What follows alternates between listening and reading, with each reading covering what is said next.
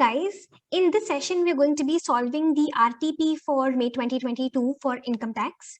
All right, I'll be starting with the very first case scenario. A very good question.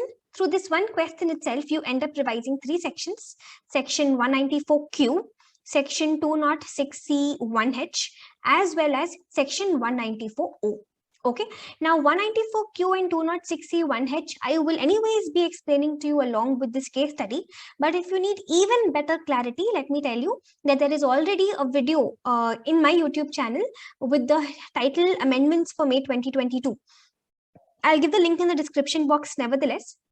You can go to that video and you can watch these two sections even more in detail in case required. Okay, but otherwise, I think you should be pretty fine with the discussion here as well. So let's read the question. Let's see what exactly has happened here. Mr. Subhash is a retailer of car spare parts. He started his business in May 2020. His turnover for previous year 2021 was 10.5 crores. So Mr. Subhash, he started in May 2020 and previous year 2021 turnover 10.5 crores. He purchases goods from Car Accessories and Co. only. So Mr. Subhash is the buyer and Car Accessories and Co. they are the sellers. So Car Accessories and Co. manufactures and sells spare parts directly to customers as well as through e-commerce platform carparts.com. Car Accessories and Co.'s turnover from the business for the previous year 2021 was 15 crores. And then they've given us information for previous year 21-22. Now listen, let us try to understand the question until here. Mr. Subhash and Car Accessories and Co. two people in our story. Mr. Subhash is a buyer, Car Accessories and Co. is a seller. Mr. Subhash purchases goods only from Car Accessories and Co. His preceding previous year. See, current previous year is 21-22. So 2021 becomes preceding previous year, right? His preceding previous year turnover is more than 10 crore as required by 194Q. Car Accessories and Co. is a seller. They sell directly also. They sell through an e-commerce platform also. Their total turnover for preceding previous year was 15 crores. Even this is more than 10 crores as required by 206C1H. You know, 194Q is a TDS section applicable to buyer and 206C1H is a TCS section applicable to seller. So Mr. Subhash, buyer, Car Accessories and Co. seller, both their turnovers in the preceding previous year is more than 10 crores. Mr. Subhash buys only from Car Accessories and Co. Car Accessories and Co. sells in two ways. They sell directly also. They sell through e-commerce platform carparts.com also. Till here clear. Now during 2021, they have given us 4 transactions between these two parties. Date of credit, date of payment, the value of the transaction without GST, GST and total value. So date of credit, date of payment, then without GST the transaction number, and with GST they've given us a transaction number, totally 4 transactions. Then they are saying in addition to the above, Mr. Subhash also purchased spare parts of Car Accessories and Co. for 12 lakh rupees inclusive of GST at 18% through carparts.com on 31st December 2021. What has happened? These 4 transactions are anyways there. In addition to that, there is one more transaction, the 5th transaction. In the 5th transaction, Mr. Subhash is buying some spare parts, not from Car Accessories and Co. directly. In the 5th transaction, Subhash is buying through the e-commerce platform, through carparts.com he is buying. You understood? First 4 transactions are direct transactions between Subhash and Car Accessories and Co. The 5th transaction is transaction between Subhash and carparts.com. He is buying Car Accessories and Co.'s goods only, but not directly. He is buying through carparts.com. That is the 5th transaction. The value of this transaction is 12 lakh inclusive of GST. Payment was made on 15th Jan 2022. PAN is duly furnished by Subhash, Car Accessories and Carparts. GST portion is indicated separately in the invoice of Car Accessories and Co. But it is not shown separately when goods are purchased through carparts.com. For these 4 transactions, GST is shown separately. But for the 5th transaction, GST is not shown separately. Question is clear, story is clear. Subhash and Car Accessories and Co. 2 people in the story. Subhash is the buyer, Car Accessories and Co. is a seller. Car Accessories and Co. sells directly also. They sell through carparts.com also. Both of them, if you see Subhash and Car Accessories and Co., both their turnover in the preceding previous year is more than 10 crores.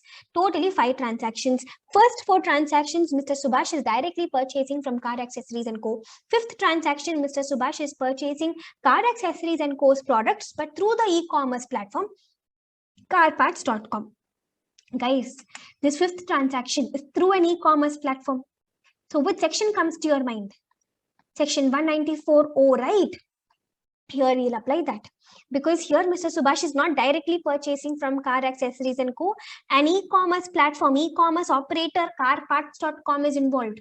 So when a transaction happens through an e-commerce operator, we apply 194O.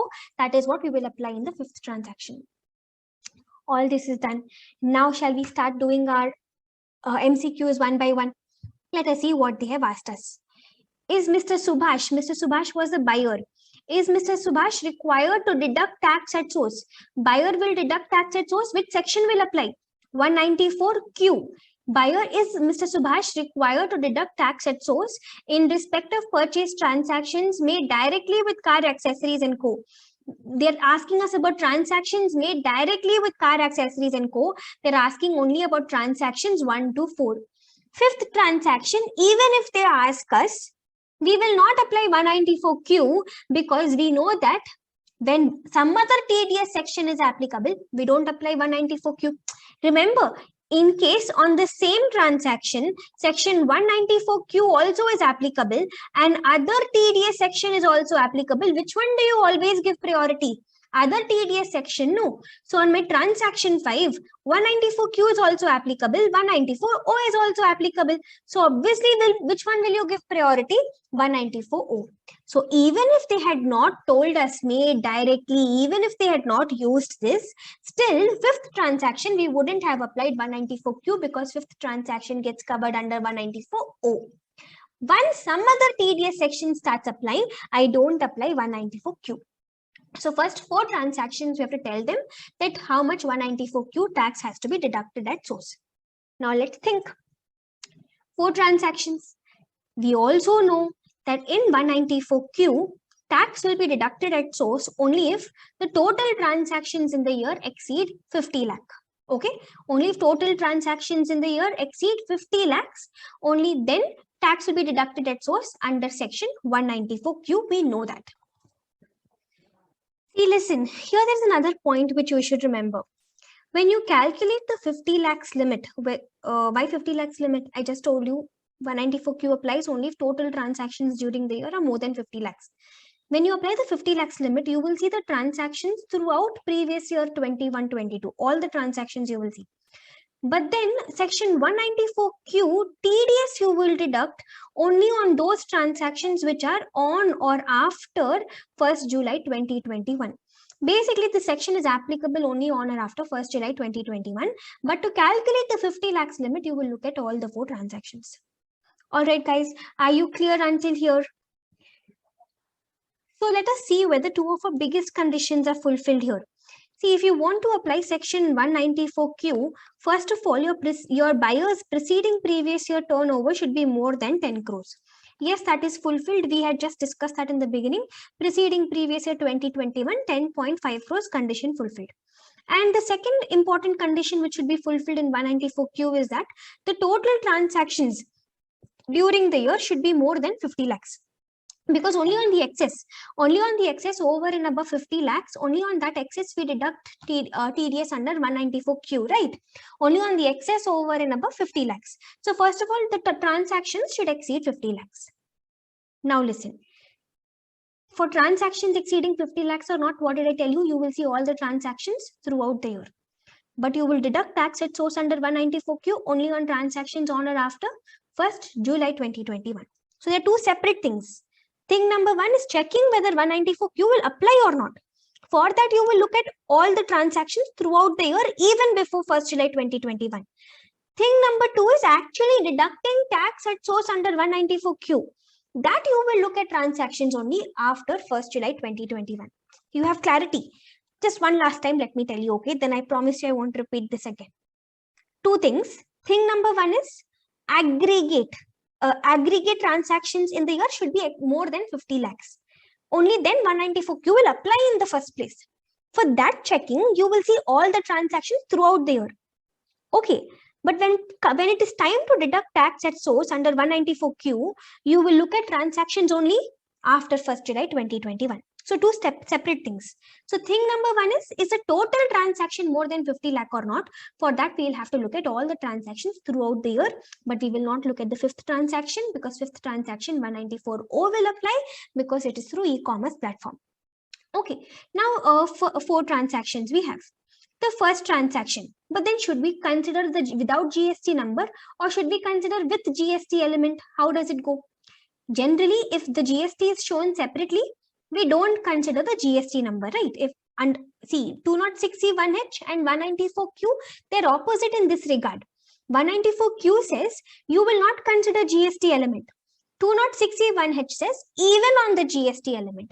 Okay, but we are doing 194Q. 194Q generally we don't take the the GST element. It is without the GST element, but 194Q, we deduct tax at source at the time of payment or at the time of credit, whichever is earlier. If the whichever is the earlier date is the date of credit, then you don't consider the GST element. On the other hand, if whichever is earlier date is the date of payment, then yes, you do consider GST element because at the time of, if payment is earlier, it means the buyer has made an advance. And when he makes an advance payment, at that time, he does not know what is a GST element. So if the payment date is earlier, then you will consider the GST amount also. But if the date of credit is earlier, you will not consider GST amount. Is this clear? Yes, guys. So 194Q preceding previous year turnover is more than 10 crore. Also, total transactions, whether 50 lakhs or not, they're checking. But then there are totally 4 transactions.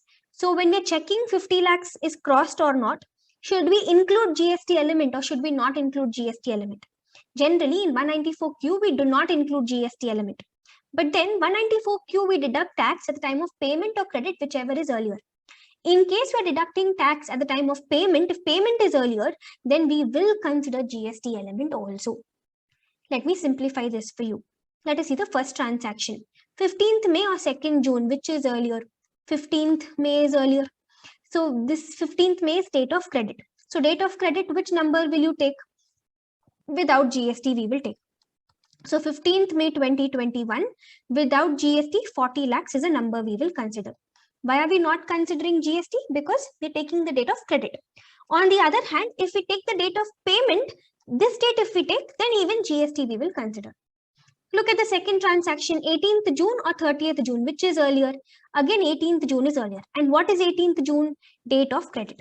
So date of credit, what do? Do you consider GST element also? No. If you take date of credit, you don't take the GST number. I'll take just 15 lakhs. All right. Then next, 28th August and 17th August, which is earlier? 17th August is earlier. And what is 17th August? 17th August is a date of payment, guys. So when I take the date of payment, I will consider even the GST element. Now understood. If I'm considering the date of payment, I will consider even the GST element. I will consider 25,37,000. Why? Because if payment is earlier, it means he's making advance payment. Advance payment at that time, he will not know what is a GST component. So that is why even the GST element we consider if I'm making the pay, if the payment date is earlier. Then coming to my fourth transaction, 14th February, 28th February, which is earlier? 14th February is earlier. Now 14th February 2022 is going to be date of credit. So will I consider GST element? No. When I choose date of credit, I don't take the GST element. So 10,50,000. Now you see the total transaction during the year. How much is it? Total will come up to 90,87,000, guys. This is definitely more than 50 lakhs. Hence, even my second condition fulfilled. Preceding previous year turnover is more than 10 crore. Current year, all transactions between Subhash and Car Accessories and Co. are more than 50 lakhs. Right? So, which means section 194Q will apply. Did you notice? In looking at the total transactions, I considered even transactions before 1st July 2021. Okay, now we have concluded that 194Q is applicable. Now we have to deduct tax at 194Q under section 194Q. But then we will deduct tax under section 194Q only on transactions which are after 1st July 2021. After 1st July 2021 will be these two transactions only. You're following? Yes, after 1st July 2021, we have only these two transactions. So only on these two transactions, we will talk about 194Q. So when you found the total, you will look at all the transactions, but when you're actually deducting tax, for which transaction should you deduct tax? You will look at only transactions after 1st July 2021. Okay, now see. Imagine you are the buyer, you are Mr. Subhash on 17th August 2021. 17th August 2021, 194Q will start applying, right? Because after 1st July 2021. Now on 17th August 2021, what does he think? What is the total transaction during the year according to him? 40 lakhs, then 15 lakhs and 25 lakh 37,000. For him, total transaction as on 17th August is 80 lakh 37,000. Now we deduct tax under 194Q at what rate? At 0.1%, but only on transactions in excess of 50 lakhs. So what is in excess of 50 lakhs? 30 lakh 37,000. This is in excess of 50 lakhs. But then we deduct tax only on transactions after 1st July 2021. So out of this excess, after 1st July 2021, for how much do we have a transaction? Only for 25 lakh 37,000 we have a transaction. So 25 lakh 37,000 into 0.1% we will deduct tax at source. Did you understand or did it go over your head? See, I'll repeat again. See, in the aggregate limit, whether aggregate is exceeding 50 lakh or not, in that you will consider all the transactions. Even transactions before 1st July you will consider. We considered all transactions, 90 lakh 87,000 we arrived at. It was more than 50 lakhs. We said, okay, 194Q will apply. Now it is time to deduct tax under 194Q. But I will not look at transactions before 1st July. I will look at transactions only after 1st July. So my first transaction is the 17th August transaction. 17th August, Mr. Subhash will think, total how much transaction until now?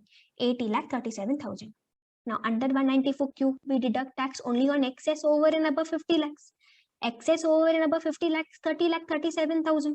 But then we deduct tax only on transactions after 1st July 2021. So out of this, yes, 30 lakh 37,000 is the excess. But out of this 30 lakh 37,000, how much transaction was after 1st July 2021? Only 25 lakh 37,000. You understood? Excess over and above 50 is 30 lakh 37. But out of that 30 lakh 37, for how much did you have a transaction after 1st July? Only 25 lakh 37. So only on this transaction, he will deduct tax at 0.1%, which will be how much, guys? 25 lakh 37,000 into 0.1%, you will get 2537. Okay, 30 lakh 37,000 is the excess over and above 50 lakhs. But after 1st July 2021, I am having only 25 lakh 37,000. So on that, I will deduct tax. Once I start deducting tax under 194Q, all other transactions in that year, obviously 194Q will apply. So even on this 14th February transaction, 194Q will apply. How much? 10 lakh 15,000 into 0.1%, which will be 1,050. So total, how much tax are we deducting at source under 194Q? 3,587 we are going to be deducting. Understood. Shall we go and see which option is correct? We are deducting 2537 on 17th August 2021 and we are deducting 1,050 on 14th February 2022. Here, option B. I'll give you one small summary. 194Q we apply only in case preceding previous year turnover is more than 10 crores and all the transactions between the buyer and the seller in the current year is more than 50 lakhs. Then on the excess over and above 50 lakhs, the buyer will deduct tax at source at the rate of 0.1%. For 50 lakhs limit, you will consider all the transactions throughout the year. Okay, but TDS will actually be deducted only on those transactions which are on or after 1st July 2021. You deduct tax at source at the time of payment or credit, whichever is earlier. In case the date of payment is earlier, in that case, even on the GST element, you deduct tax under 194Q. But if the date of credit is earlier, then without considering the GST element, on the net number, without considering the GST element, you will calculate TDS. Now clear? If date of payment is earlier, you will include GST element also. If date of credit is earlier, you will not include GST element. Got it? So this was about our 194Q discussion, our first question. I'll take you to the second question now. Second question they're asking us, is car accessories and co required to collect tax at source in respect of the sale transactions with Mr. Subhash? See, understand one thing. In case to the same transaction, section 206C1H also is applicable and 194Q is also applicable. We always give priority to 194Q. But in case 194Q is not applicable, then yes, we can think of 206C1H. Now, 4 transactions, guys. See, 5th transaction, I will not even bother right now. Why? Because 5th transaction is e-commerce platform transaction. And as soon as e-commerce platform transaction gets attracted, 194O will apply. Once 194O applies, no other TDS section will apply. Also, no other TCS section will apply. That's how you understand. So, I'm not even bothered about the 5th transaction right now. We're right now talking about only 206C1H in the second point. Why 206C1H? Because they're asking, is car accessories and co required to collect tax? Who is car accessories and co? Seller. Collect tax as in TCS under section 206C1H. Now, when will that apply?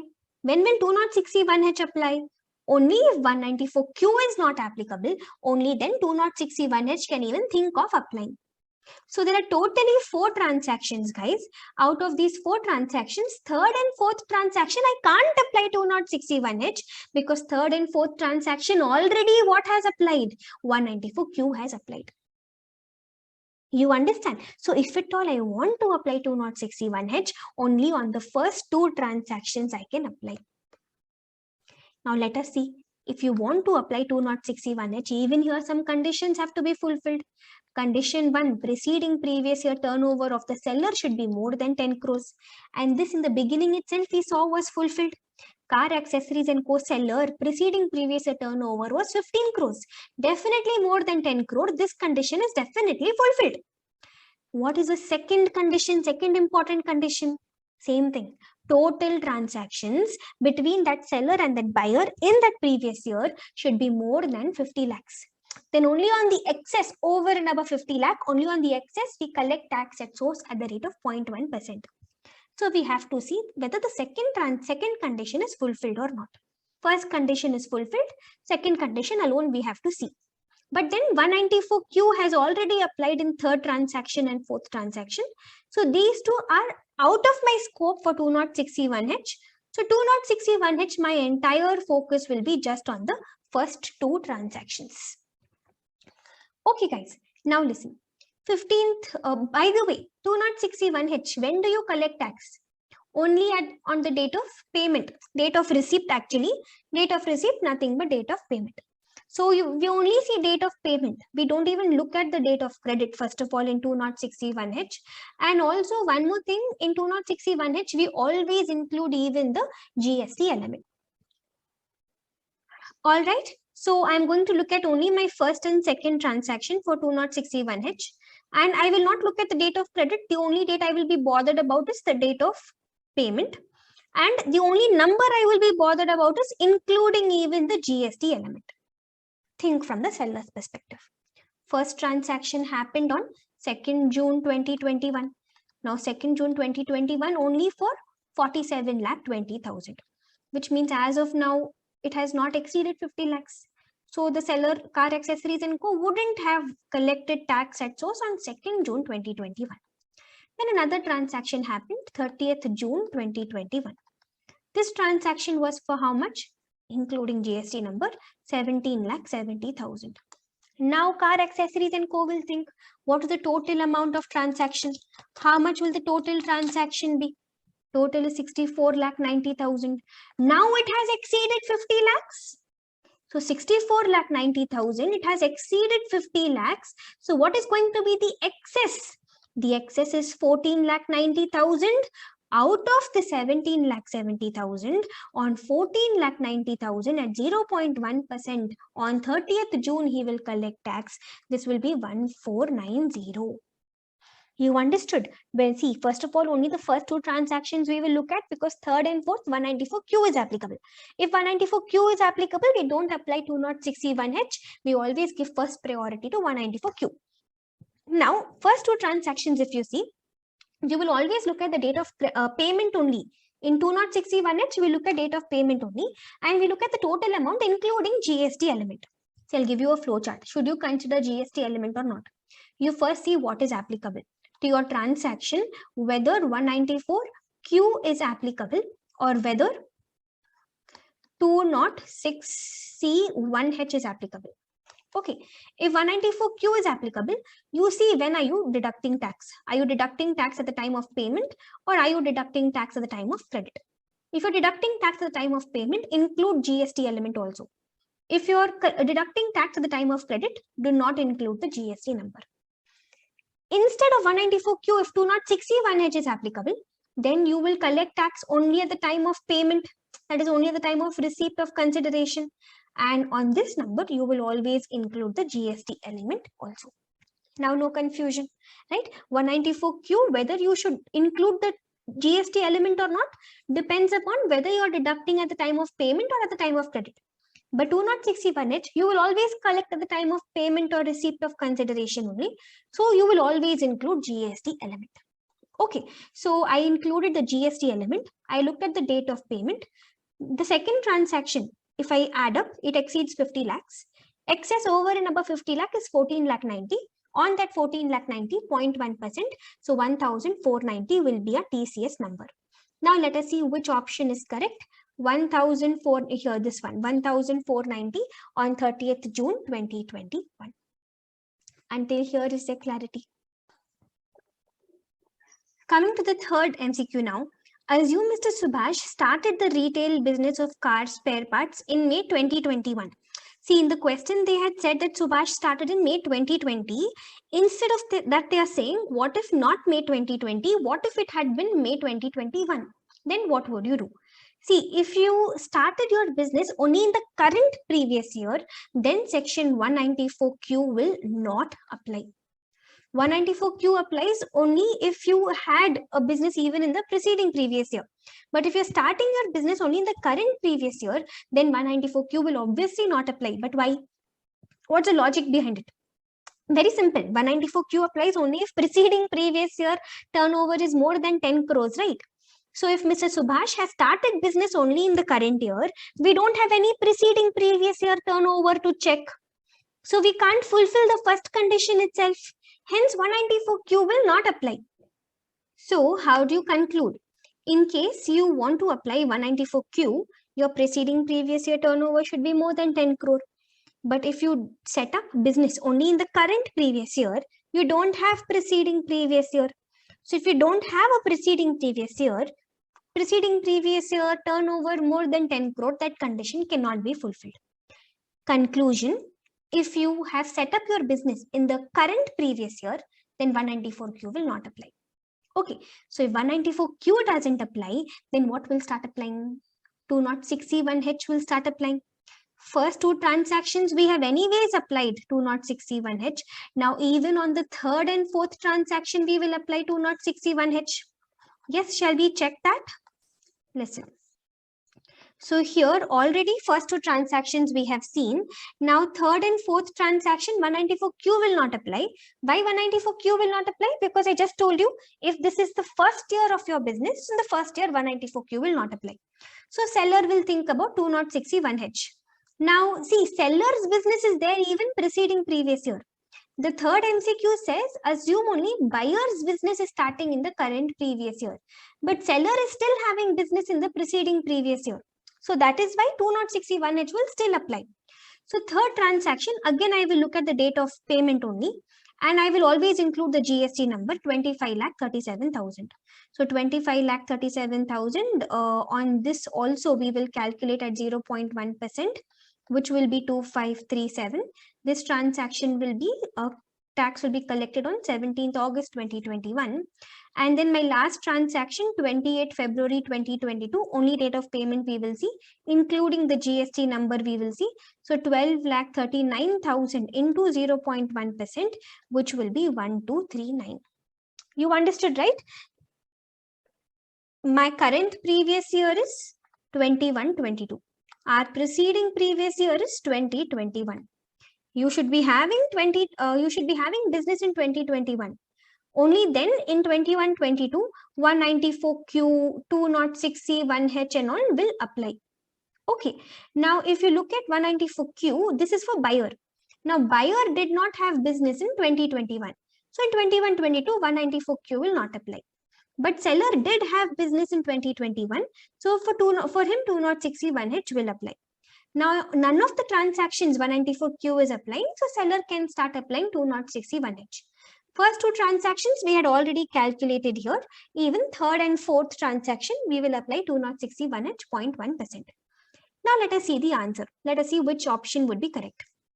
They say, would the answer of MCQ 1 and 2 be different? See, MCQ 1, earlier we said that 194Q, option B.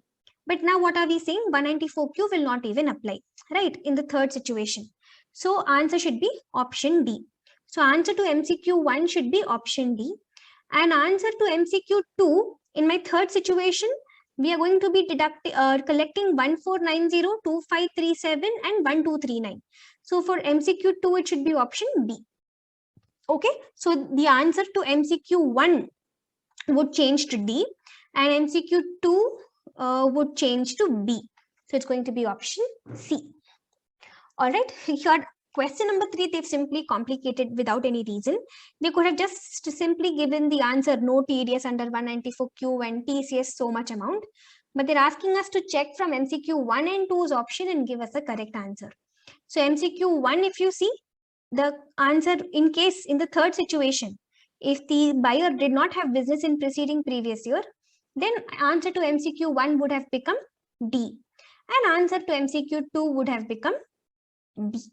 So A and B, D and B, yeah, D and B. So the answer to MCQ 1 would change to D and MCQ 2 would change to B. Clear with this also? Yes. So guys, one quick revision. What did we learn until now? 194Q, 206C1H, two sections.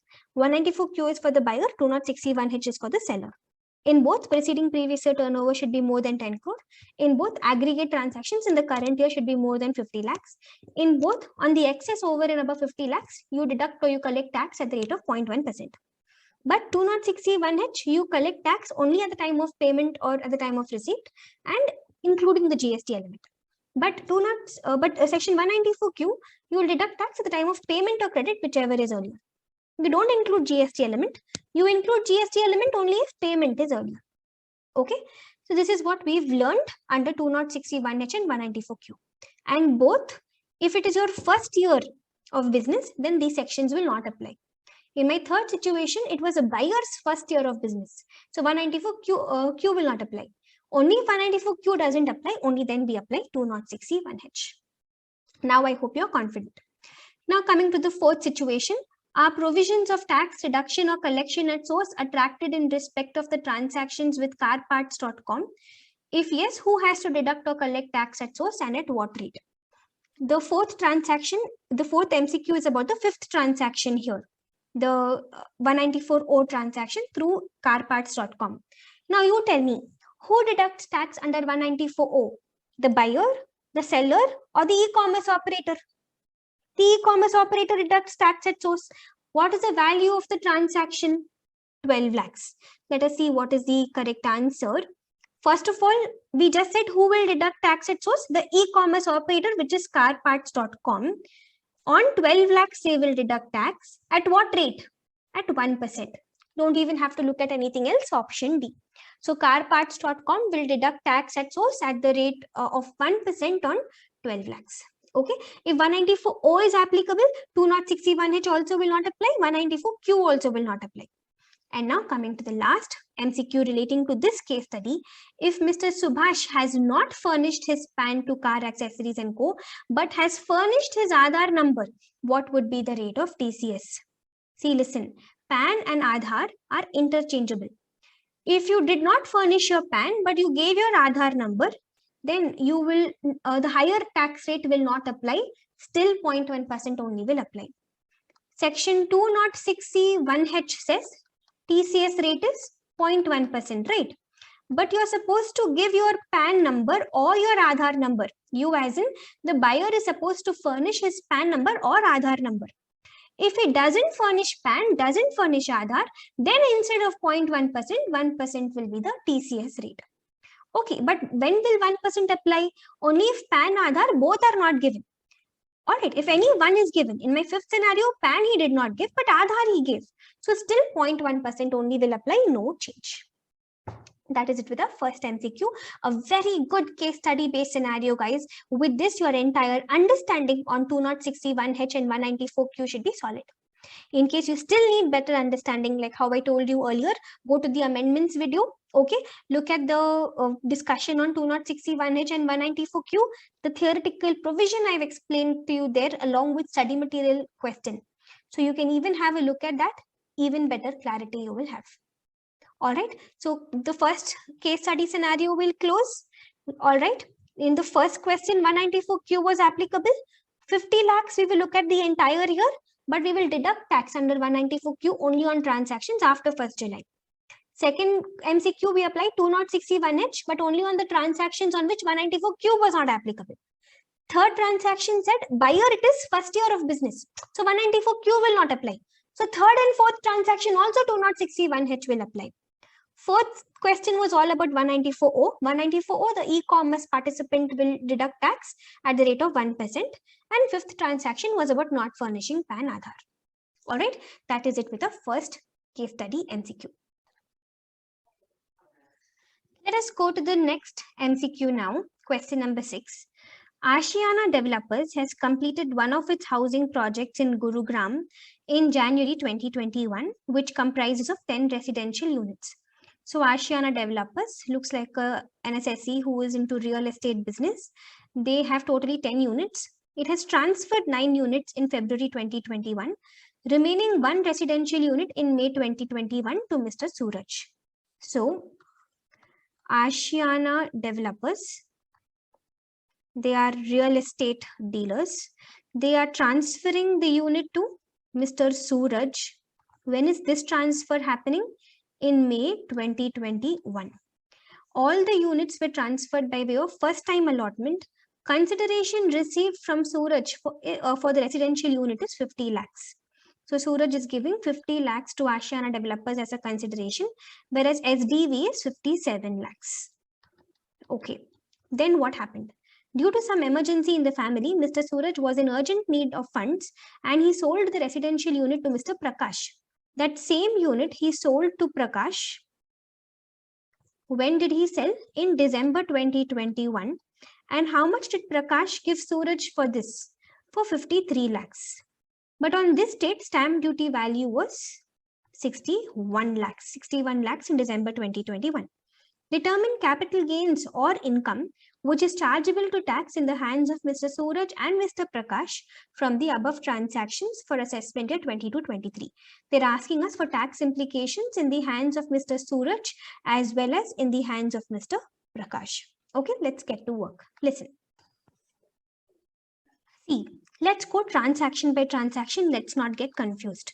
Let us talk about just this one transaction now. Ashiana Developers selling to Mr. Suraj.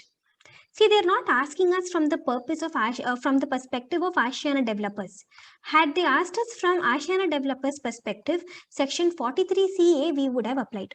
43CA says you're a real estate dealer and you're selling land or building.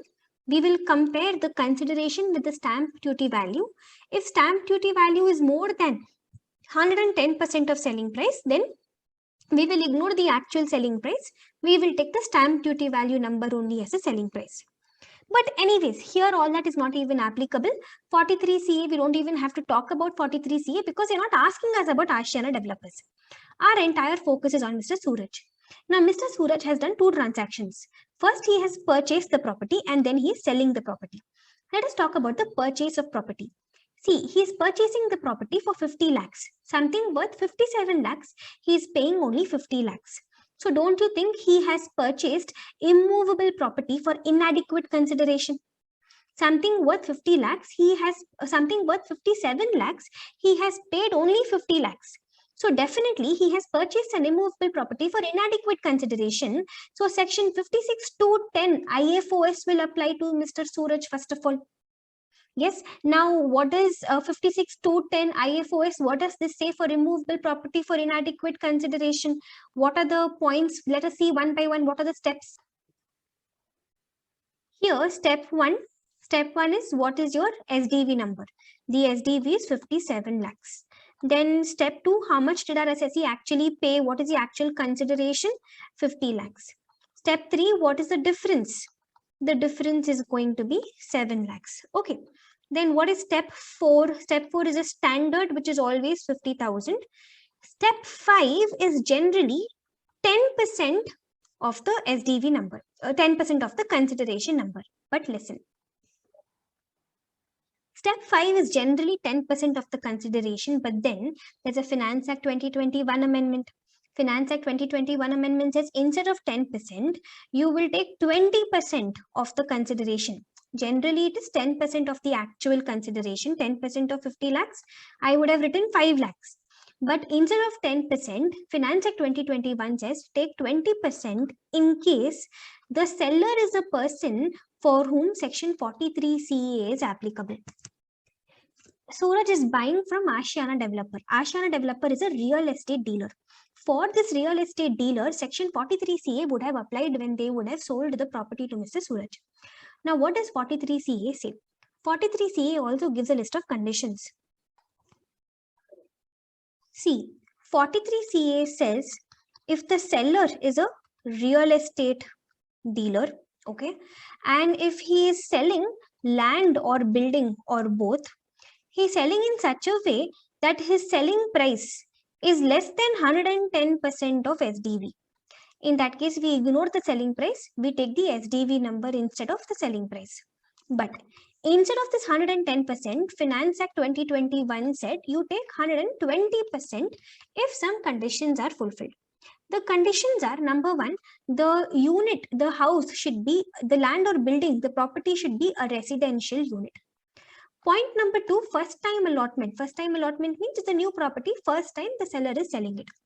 Condition number 3, the consideration, how much is this property being sold for?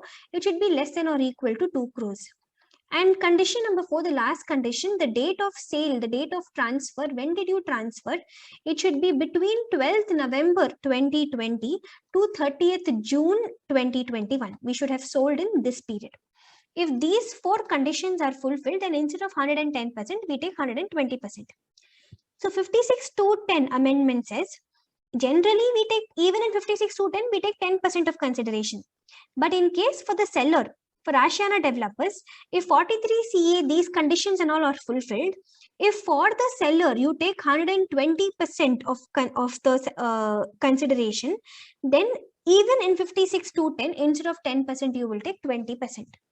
Now let us see whether Ashiana Developers has fulfilled these conditions or not. Yes, first of all, it is a residential unit. It's given here, see, a residential unit. Condition 1 fulfilled. Yes, it is first time allotment. Even that is mentioned over here. It is being given as first time allotment. Consideration should be less than 2 crores. Yes, if you see they are selling it for 50 lakhs itself, it is less than 2 crores. And condition number 4, date of transfer should be in this period. Even this is fulfilled. The date of transfer is May 2021, which is in this period. So all these conditions are fulfilled. So for Ashiana Developers, 43 CA will apply. And under 43 CA, instead of 110%, they will follow 120%. They will calculate 120% of consideration. So if they are going to calculate 120% of consideration, for the buyer, when you apply IFOS, instead of 10%, you will take 20% of consideration. So what is 20% of consideration? What is 50 lakh into 20%? You will consider 10 lakhs. Okay, so step 6 is nothing but step 4 or step 5, whichever is higher, which is higher, 10 lakhs.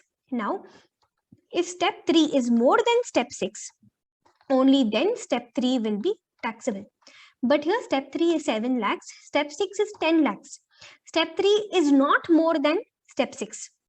So which means no IFOS, nothing at all is taxable. Are we clear with this? Did you follow this discussion? Yes. So generally 56(2)(10), step 5 is 10% of consideration. Why are we talking about IFOS and all? Because for Suraj, we're talking about 56,210 immovable property he has acquired for inadequate consideration. Something worth 57 lakhs, he has paid only 50 lakhs. So when this happens, 56,210 calculation we do, right? We generally compare 10% of consideration. But instead of 10% of consideration, for the seller, if 43CA 120% condition is applicable, then even for the buyer, instead of 10% under 56,210, 20% is what you will consider. All right. So applying all these provisions, step 3 is less than step 6, hence nothing is taxable. So for Mr. Suraj, no IFOS tax. But Mr. Suraj is selling the property to Prakash, so in the hands of Mr. Suraj, capital gains at least will apply because he's selling it to Prakash. Now, what is his full value consideration? He is selling to Prakash for 53 lakhs, but stamp duty value is 61 lakhs. Here, which section will you apply? Here, section 50C you will apply for Suraj because he's selling immovable property. He is selling it for at 53 lakhs, but stamp duty value number also they've given. So we will compare these two numbers, 50C we will apply. Now 50C says, what are the two things that we're supposed to compare? See what is the SDV number 61 lakhs and also calculate 110% of the consideration. See 50C, this amendment of 20% has not been made. This amendment of 20% is made in 43CA and in 56.210. But 50C even today talks about 110% only. So what is 110% of consideration? What is 53 lakhs into 110%? It's going to be 58.3 lakhs. But what is SDV? 61 lakhs. SDV is more than 110% of consideration. So I will ignore consideration. I will take the SDV number itself under 50C. You understood? SDV number is also given to us. Actual consideration also is given to us. Suraj is selling the property to Prakash. So for Suraj, capital gains will apply, right? Now, when you calculate capital gains for Mr. Suraj, full value consideration, you'll have to check 50C because SDV number they have given. Now, under 50C, one of the preconditions is that the SDV should be more than 110% of FVC. Here, this 110% even now is 110 only. Finance Act 2021 has not changed that. So here, full value consideration, I will compare SDV with 110% of consideration. 110% of 53 lakh was 58.3 lakhs. SDV 61 lakhs is more than 58.3 lakhs. So I will take 61 lakhs as full value consideration. From this, I will subtract cost of acquisition. I will not index it, definitely short term, because I purchased in May and I'm selling in December itself, less than 24 months. So my cost of acquisition, how much did Suraj pay? He paid 50 lakhs for the property. So what is his STCG going to be? His STCG is going to be 11 lakhs. Now at this stage, listen, one complication. Here, in case Mr. Suraj had IFOS, if he had IFOS, then for cost of acquisition, section 49, subsection 4, you would have applied. If he had IFOS, when I purchased the property, IFOS was applicable to me. Later, when I sell the property, 49 subsection 4 cost of acquisition will apply. 49 subsection 4 says what is cost of acquisition? Your actual cost of acquisition plus whatever was taxed for you under IFOS. But here 49 subsection 4 will not apply in this question because Mr. Suraj did not have any IFOS when he purchased the property. You're understanding? When he purchased the property, he did not have any IFOS. Hence, no 49 subsection 4 for him when he's selling. But when he purchased the property, if IFOS taxation was attracted for him, then when he's selling the property in capital gains calculation, cost of acquisition would be as per 49 subsection 4. And 49 subsection 4 says cost of acquisition is whatever your actual cost of acquisition is, that plus whatever was taxed for you under IFOS. Here, nothing was taxed for us under IFOS. So cost of acquisition, we will stick with 50 lakhs. So for Suraj, the short-term capital gains is rupees 11 lakhs. So Suraj, STCG, 11 lakhs. Now let us talk about Mr. Prakash. Even from Mr. Prakash, same thing. Something worth 61 lakhs, he is buying for just 53 lakhs. So even for him, 56.210 will apply. Even for him, immovable property, inadequate consideration concept will apply. Right? So same steps will apply. I'll just remove this and I'll work it out here itself instead of writing again. Now listen. For Mr. Prakash, we are calculating. For Mr. Prakash, here he has purchased something for 53 lakhs, which is worth for 61 lakhs. So definitely this is going to be inadequate consideration, immovable property for inadequate consideration. If it is immovable property for inadequate consideration, what is Prakash going to do? IFOS taxation will attract for him. Step 1, what is the SDV? SDV is 61 lakhs. Then step 2, what is consideration? How much did he pay? 53 lakhs. What is the difference between these two numbers? 8 lakhs. Standard is 50,000. Step 5 is generally 10% of consideration. But what did I tell you? Instead of 10% of consideration, we apply 20% of the consideration if the seller is a person for whom 43CA is applicable. Here seller is Suraj. In this transaction, seller is Suraj. Now Suraj is not a real estate dealer. See, when does 43CA apply? 43CA applies, first of all, seller should be real estate dealer. Here seller is not real estate dealer, so 43CA will not even apply. So this number will not become 20% here. This number will stay 10% only. Only if the seller is a person who is to whom 43CA will apply, and under 43CA 120% is applicable, only then this number changes to 20%. But here a seller is Mr. Suraj. For him, first of all, 43CA itself will not apply because he is not a real estate dealer. So I will stick to 10% of consideration itself. 10% of consideration will be 5,30,000. These two numbers, whichever is higher, 5,30,000. Now our step 3, which is 8 lakhs, is definitely more than step 6, right?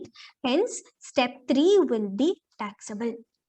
If step 3 is more than step 6, step 3 will be taxable. If step 3 is less than step 6, nothing will be taxable.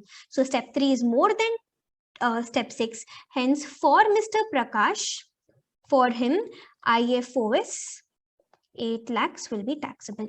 Step 3 is more than step 6. Hence, step 3 number is taxable. So, for Mr. Prakash, 8 lakhs will be taxable. So, guys, what is our final conclusion now?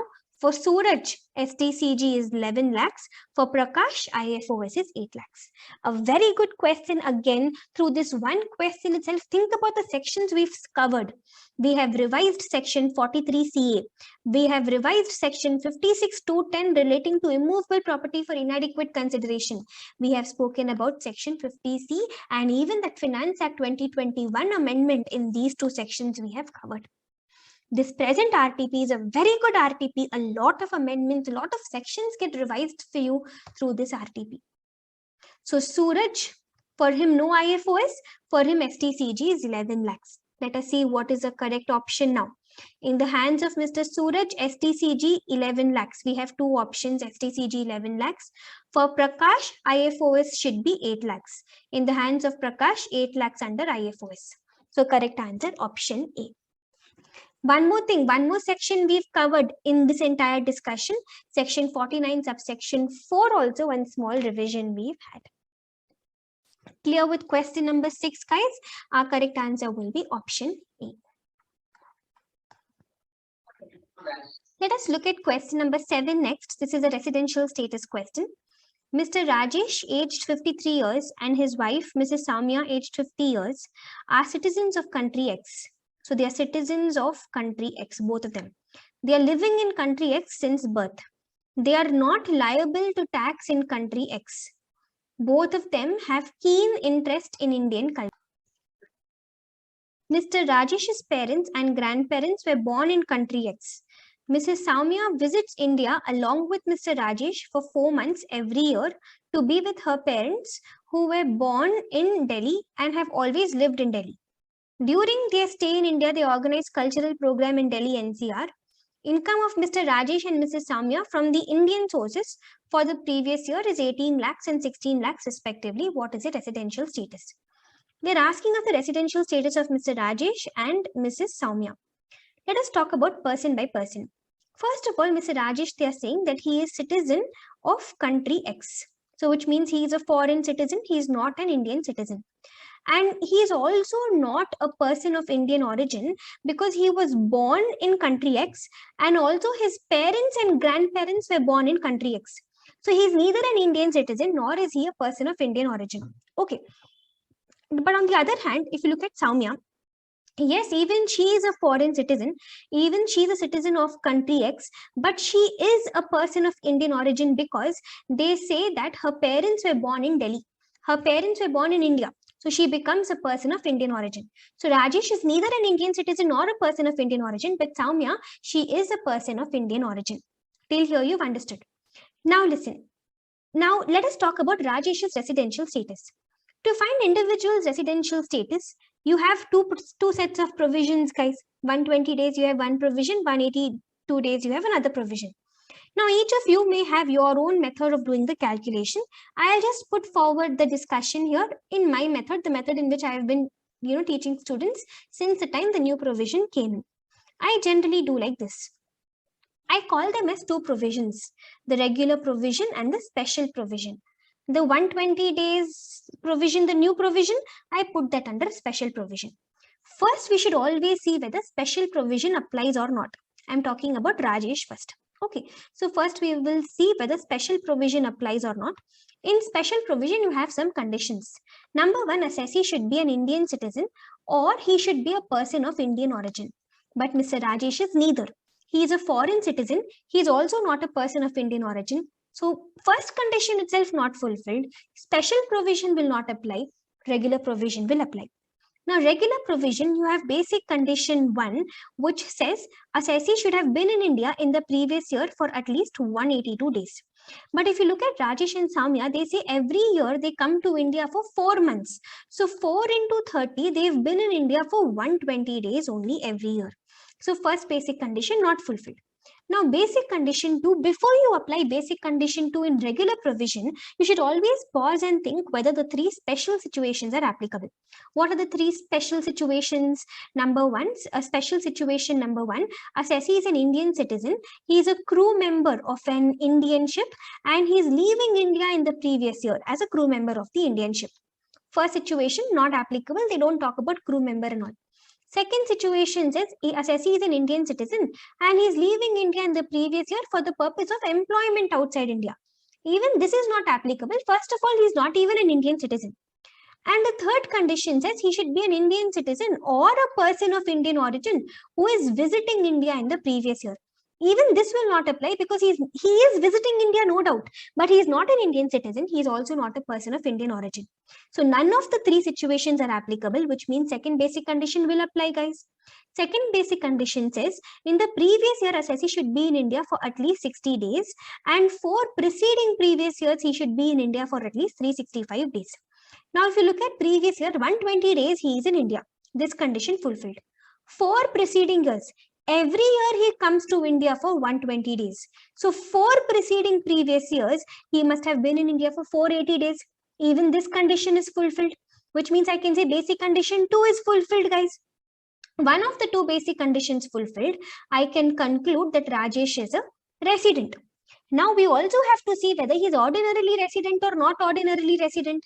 For that, we have two additional conditions. Additional condition 1 says, in 7 preceding previous years, he must have been in India for at least 730 days.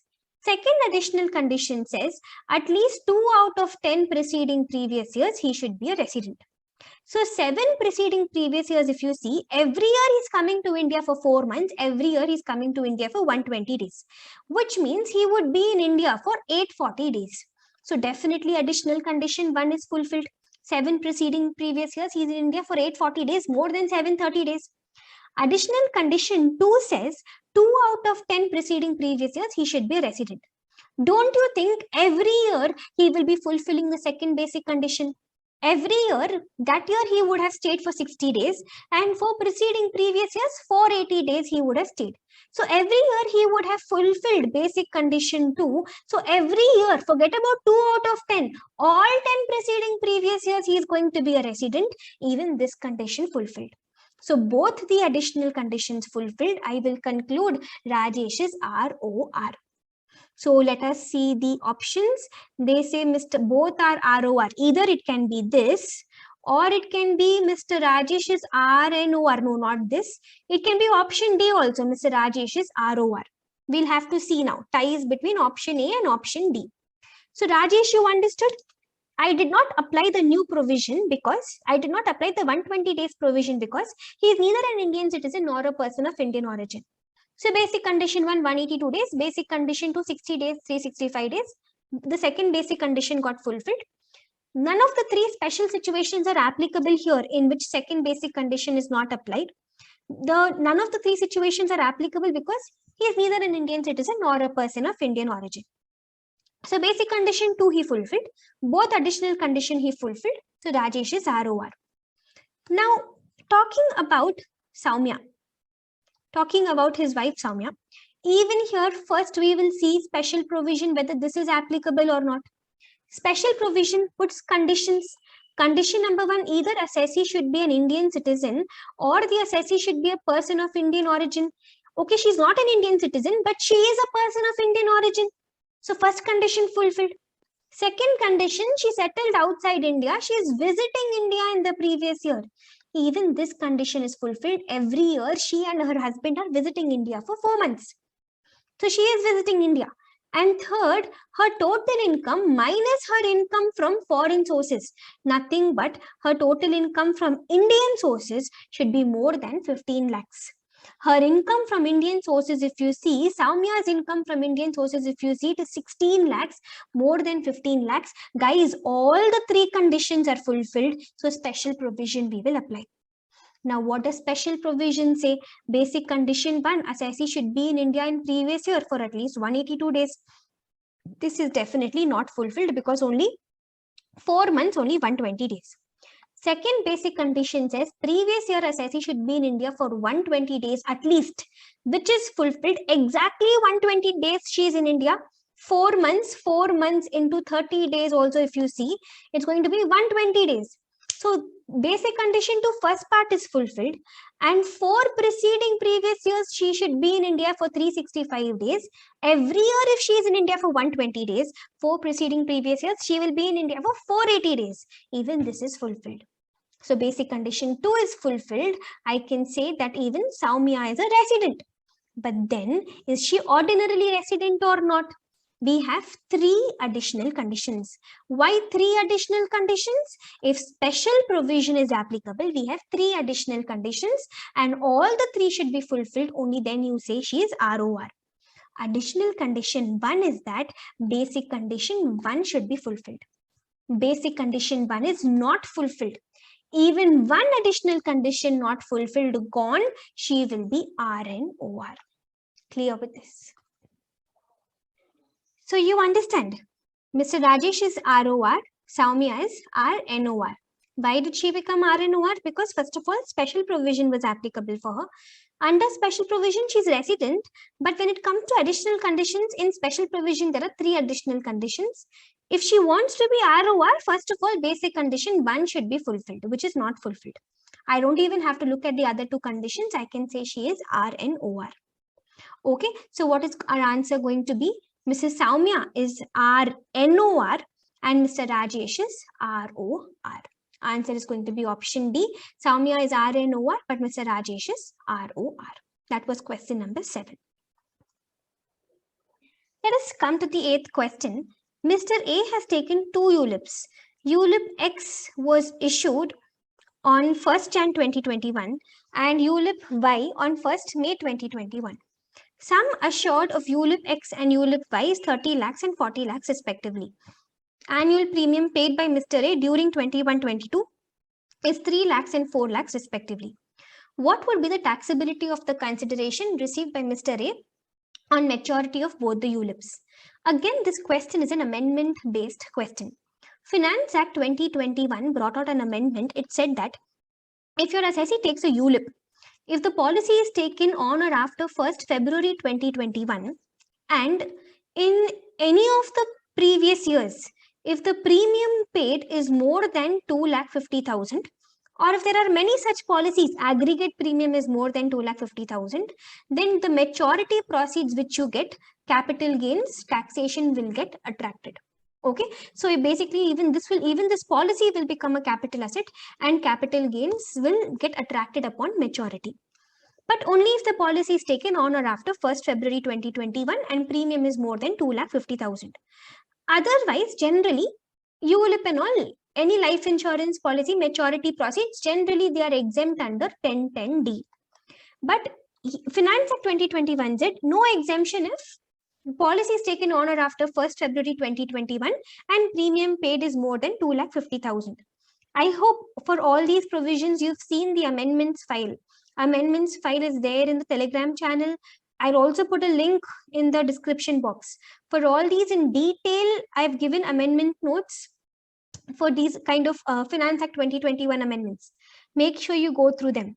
So Finance Act 2021 says if the policy is taken on or after 1st February 2021 and the premium that you're paying is more than 2,50,000, then upon maturity, capital gains will get attracted. Now in this question, if you see, there are two ULIPs. The first ULIP is taken on 1st Jan 2021. So on ULIP X, I will not apply Finance Act 2021 because it was taken before 1st February 2021. So ULIP X, the new provision will not apply. So the existing provision, I will say 1010D exemption. That's all. Nothing else. It will be taxable only under the new provision. New provision will apply only if the policy is taken on or after 1st February 2021. But here it is taken before 1st February 2021. Hence, ULIP X on the policy X, new provision will not apply. Simply 1010D exemption I will give.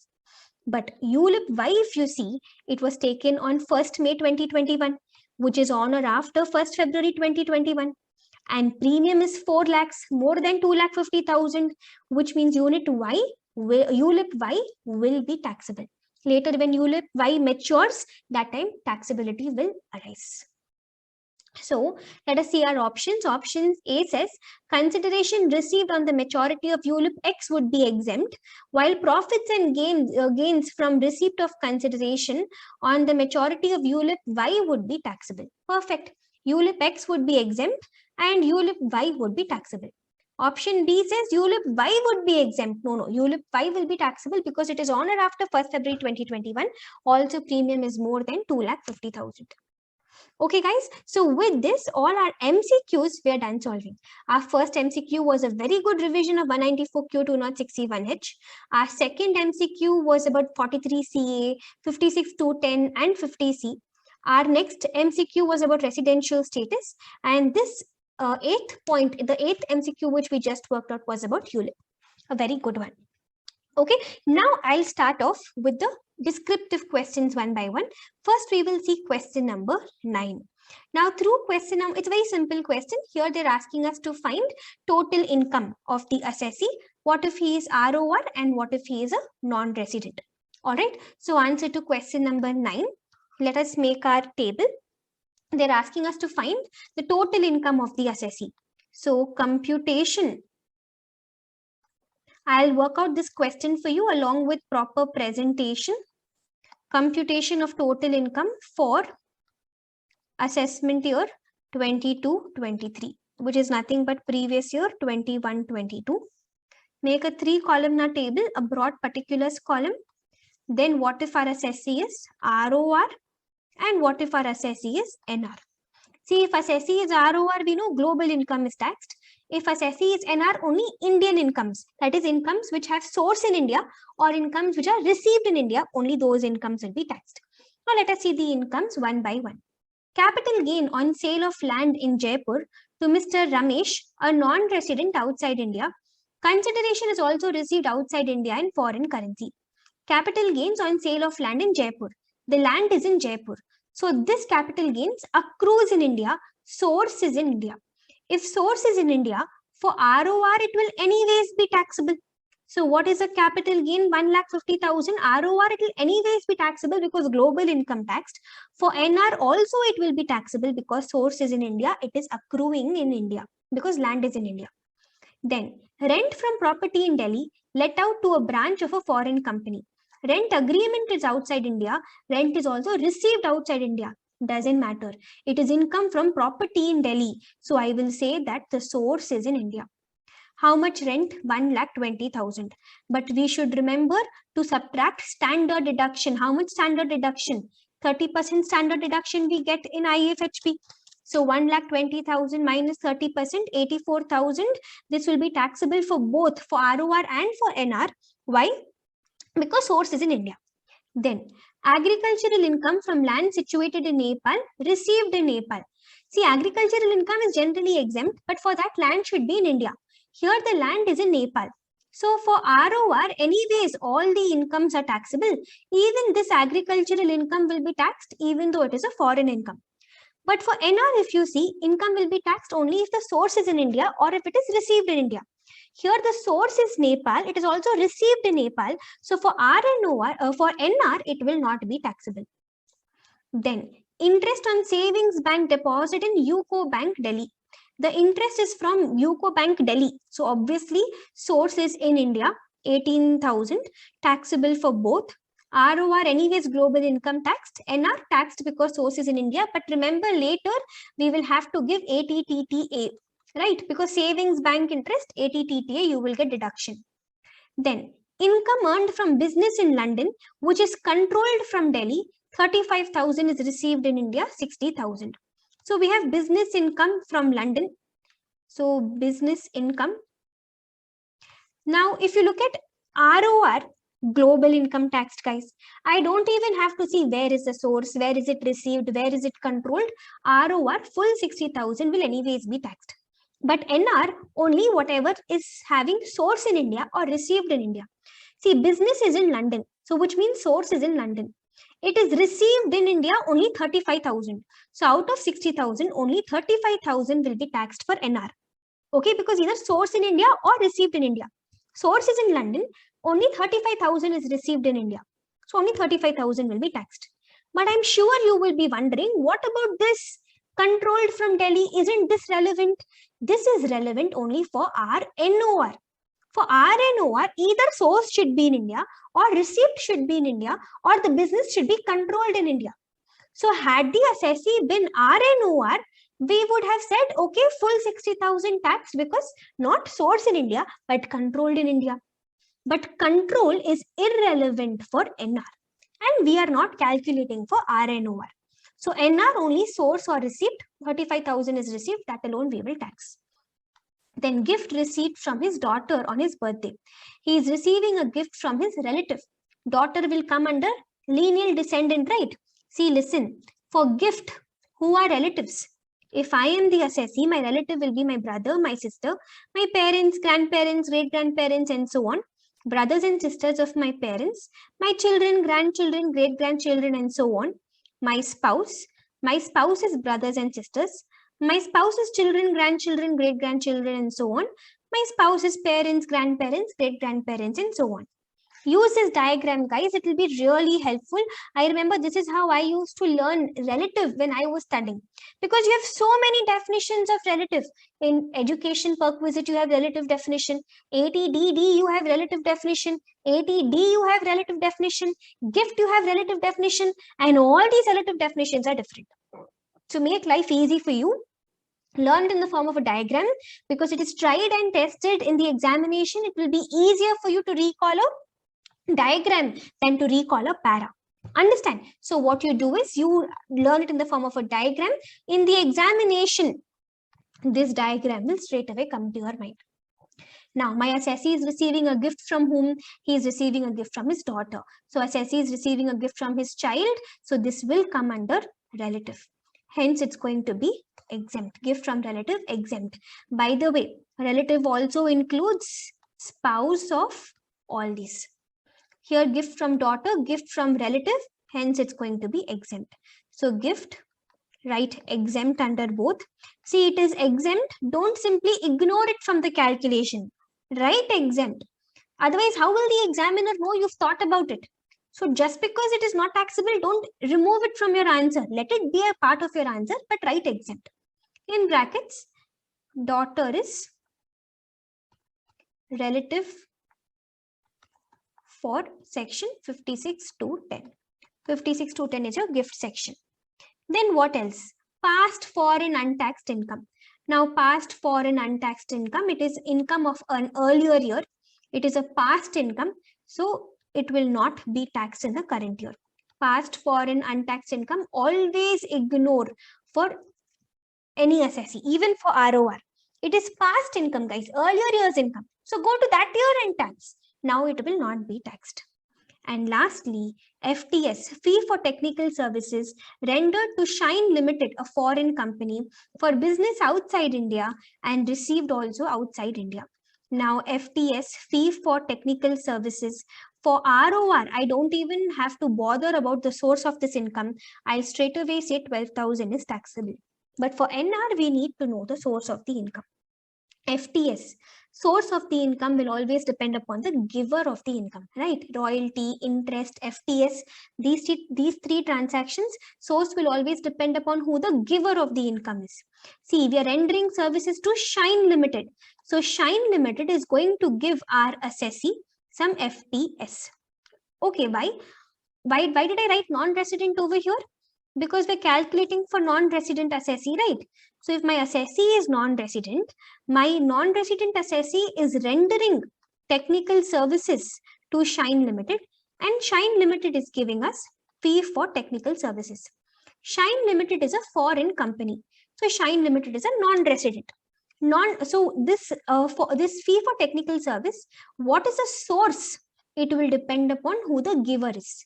If the giver is non-resident, we straight away say the source is outside India, unless exception, unless the FTS relates to a business or profession in India. Here, the FTS is given by a non-resident and it relates to business outside India. So source is definitely not in India and even received outside India. So this is a foreign income. It will not be taxed for non-resident. I'll repeat again. FTS, where is the source of the income, always depends upon who the giver of the income is. The giver of the income here is Shine Limited, a non-resident. Whenever non-resident gives us FTS, we straight away conclude source is outside India. But only if the FTS is relating to business or profession in India, then we say source is in India. Here it is given by non-resident and also for outside India.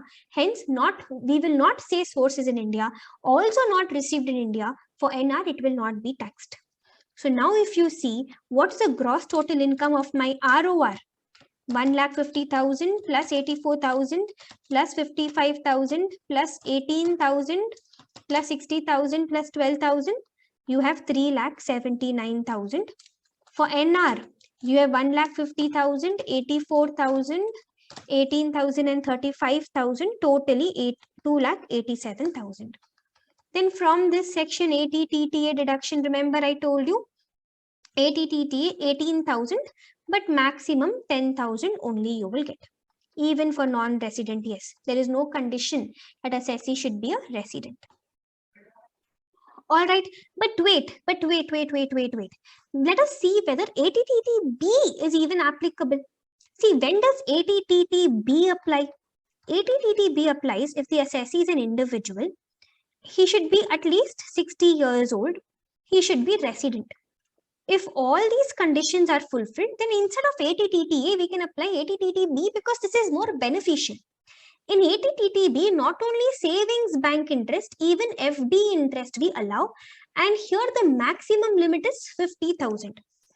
Our assessee, if you see, he's an individual, he's 65 years and resident. In the first situation, I can apply ATTTB, right? If he's ROR in that part, he's individual, he's at least 60 years old and he's resident. So in that case, in my first column for ROR, instead of ATTTA, here I can apply ATTTB if he is ROR. Because if he is ROR, not 10,000, limit will be 50,000. In that case, this 18,000 will be fully allowed. Right? 18,000 within 50,000, 18,000 you will allow. But if he is non-resident, here I can't apply ATTTB because ATTTB applies only if the resident is a senior citizen, and senior citizen means first of all you should be a resident. So if you're a non-resident, ATTTB I will not apply, but at least ATTTA 10,000 I will give you. Okay, now calculate, see what is the total income of the assessee. ROR will be 3,61,000 and NR will be 2,77,000. That is it with this question. I think everything else was pretty straightforward here. The only place where you might have made a mistake is this ATTTA and ATTTB discussion. Otherwise, I think it's all fine. Okay, are we all clear with this question? See, at this stage, I want to spend a minute with you all and discuss section ATTTA and ATTTB. These are two simple sections. For sure, you will have at least one adjustment from these two sections in your examination. A lot of students, they think they know these two sections and they're overconfident here, but they end up making a mistake here. Listen, always try ATTTB first. ATTTB will apply only if your assessee fulfills three conditions. Number one, he should be a resident, he should be individual. Number two, he should be a resident. And number three, he should be at least 60 years of age. If all these three conditions are fulfilled, only then ATTTB will apply.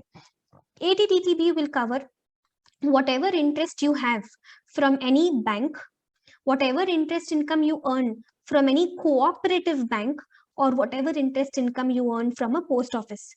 This interest may be FD interest, it also may be savings bank interest, any interest. It may also be recurring deposit interest. Basically, any interest you earn from a bank, cooperative bank, or from a post office, ATTTB will be applicable to you if you are an individual resident at least 60 years. But the maximum deduction here will be 50,000.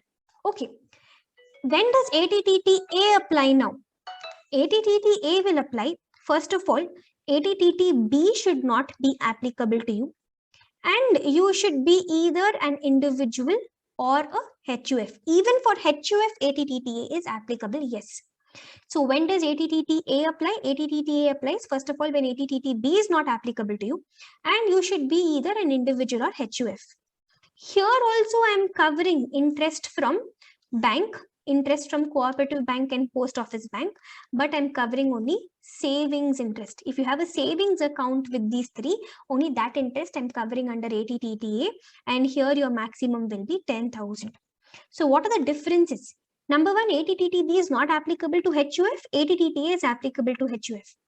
Number two, ATTTA will not apply if ATTTB applies, and ATTTB will apply only if your individual is resident in 60 years. Otherwise, ATTTA will apply. Third difference, ATTTA I'm covering only savings interest. ATTTB is covering all interest. And the last difference, ATTTA maximum 10,000, ATTTB maximum 50,000. Clear with this discussion, guys? So this was something I wanted to discuss with you all.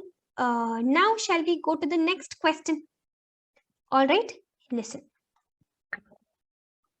Let us read what the question says. Question number 10. Mr. Sunil is the CEO of Sheetal Textiles Limited. His basic salary is 6 lakhs per month. He is paid 8% as DA. He contributes 10% of his pay and DA towards RPF, and the company contributes the same amount. Let us interpret the question as we keep reading it. Question number 10. Our employee is Mr. Sunil. His basic salary is 6 lakh rupees per month. His dearness allowance is 8%. So 8% of 6 lakh will be 4,48,000 per month. Right? Basic salary 6 lakh per month.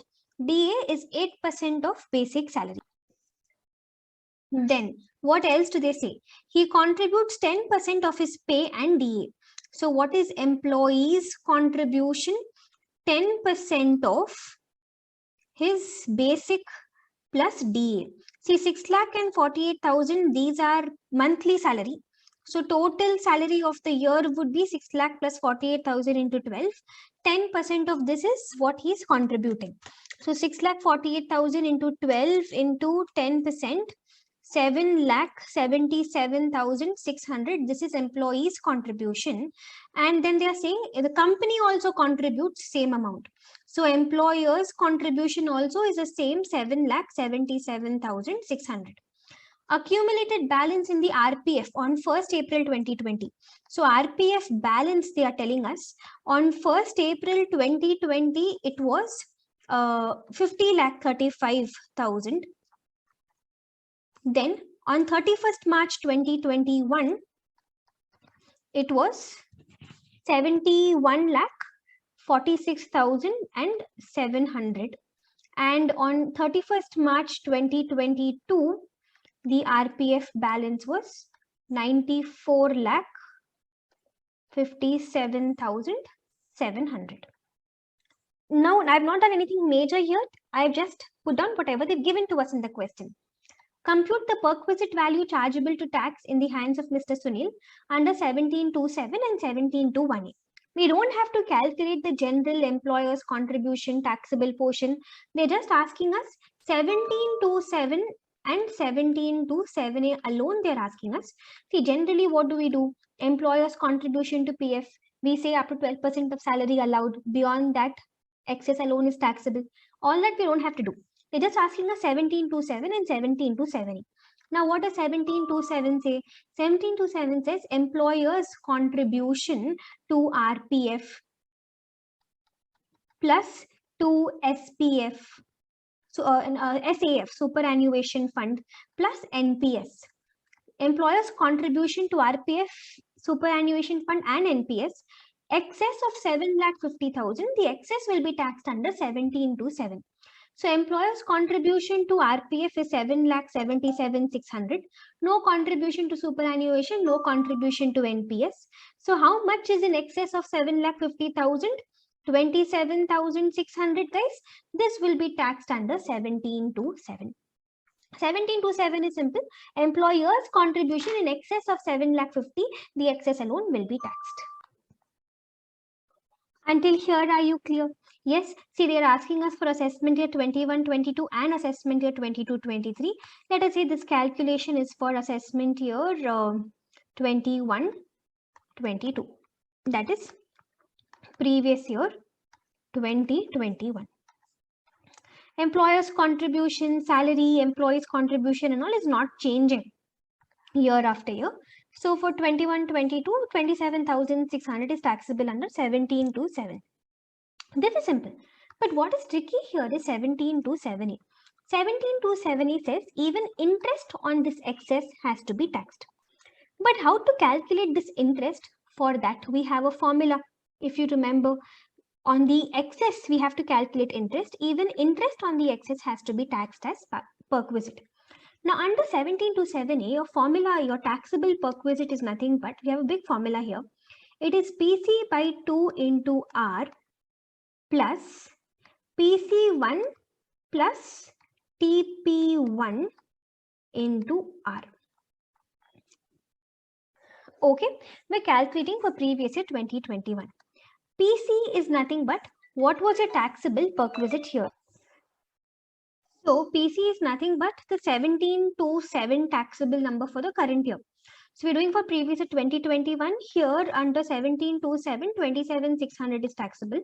That is PC. Okay, PC is nothing but for the current year, what is taxable under 1727. This divided by 2 into R. Now for R, we have a formula. The formula is I by FAVG.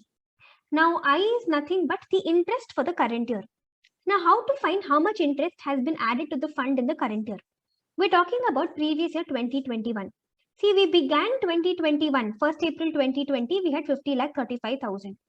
We are ending the previous year 2021 with 71,46,700. Now what is this difference? This difference will have three things: employer's contribution, employee's contribution and interest.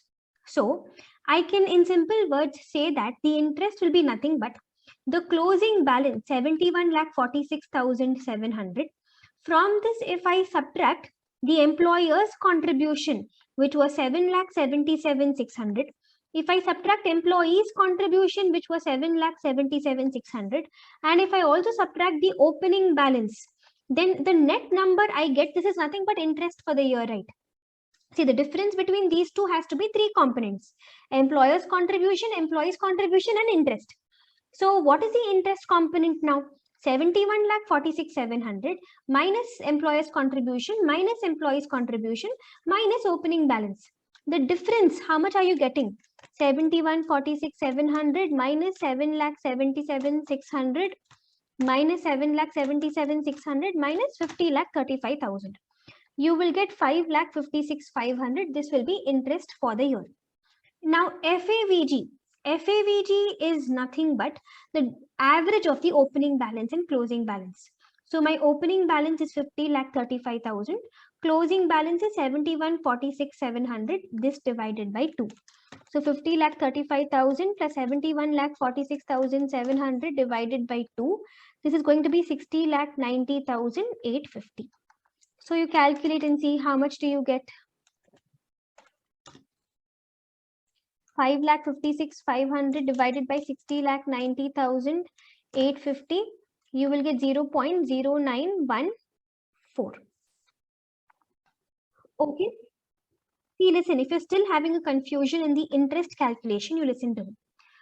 Tell me if you agree with this. Opening balance plus employer's contribution plus employee's contribution plus interest on both of this for the year. This should be closing balance, right? So if I ask you what is interest, what will you tell me?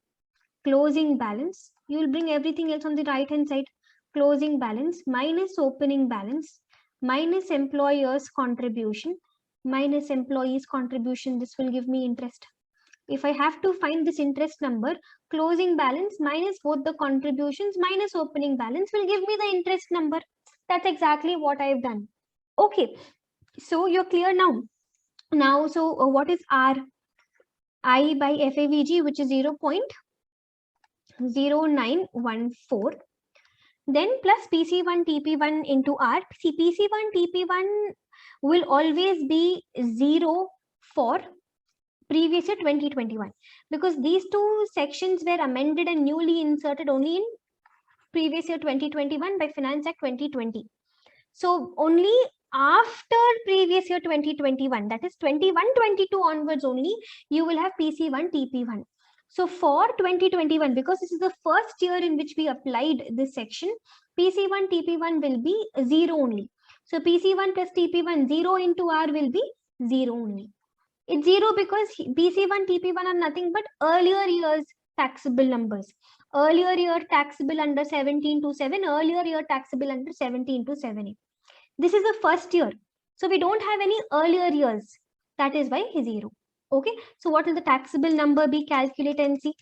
27,600 divided by 2 into 0.0914. You will get 1,261. This is for assessment year 21-22. 1727, 27,600 and 1727, 1,261. Now, similarly, they're asking us to calculate for assessment year. They're asking us for two assessment years. One was assessment year 21-22, what we just did. And the other is going to be for assessment year 22-23.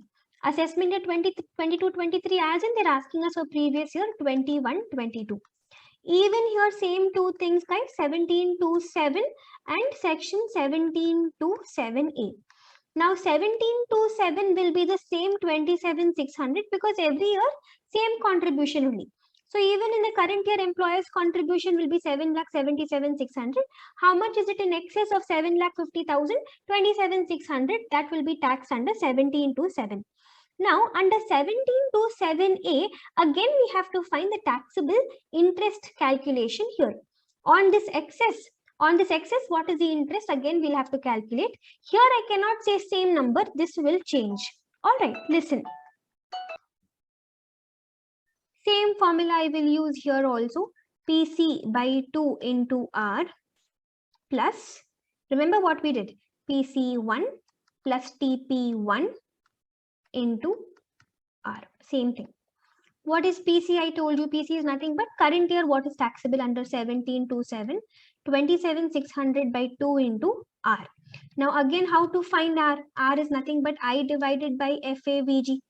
Now I is nothing but for 21-22, how much interest is earned. Same way we will find interest here also. Our closing balance number 94,57,700.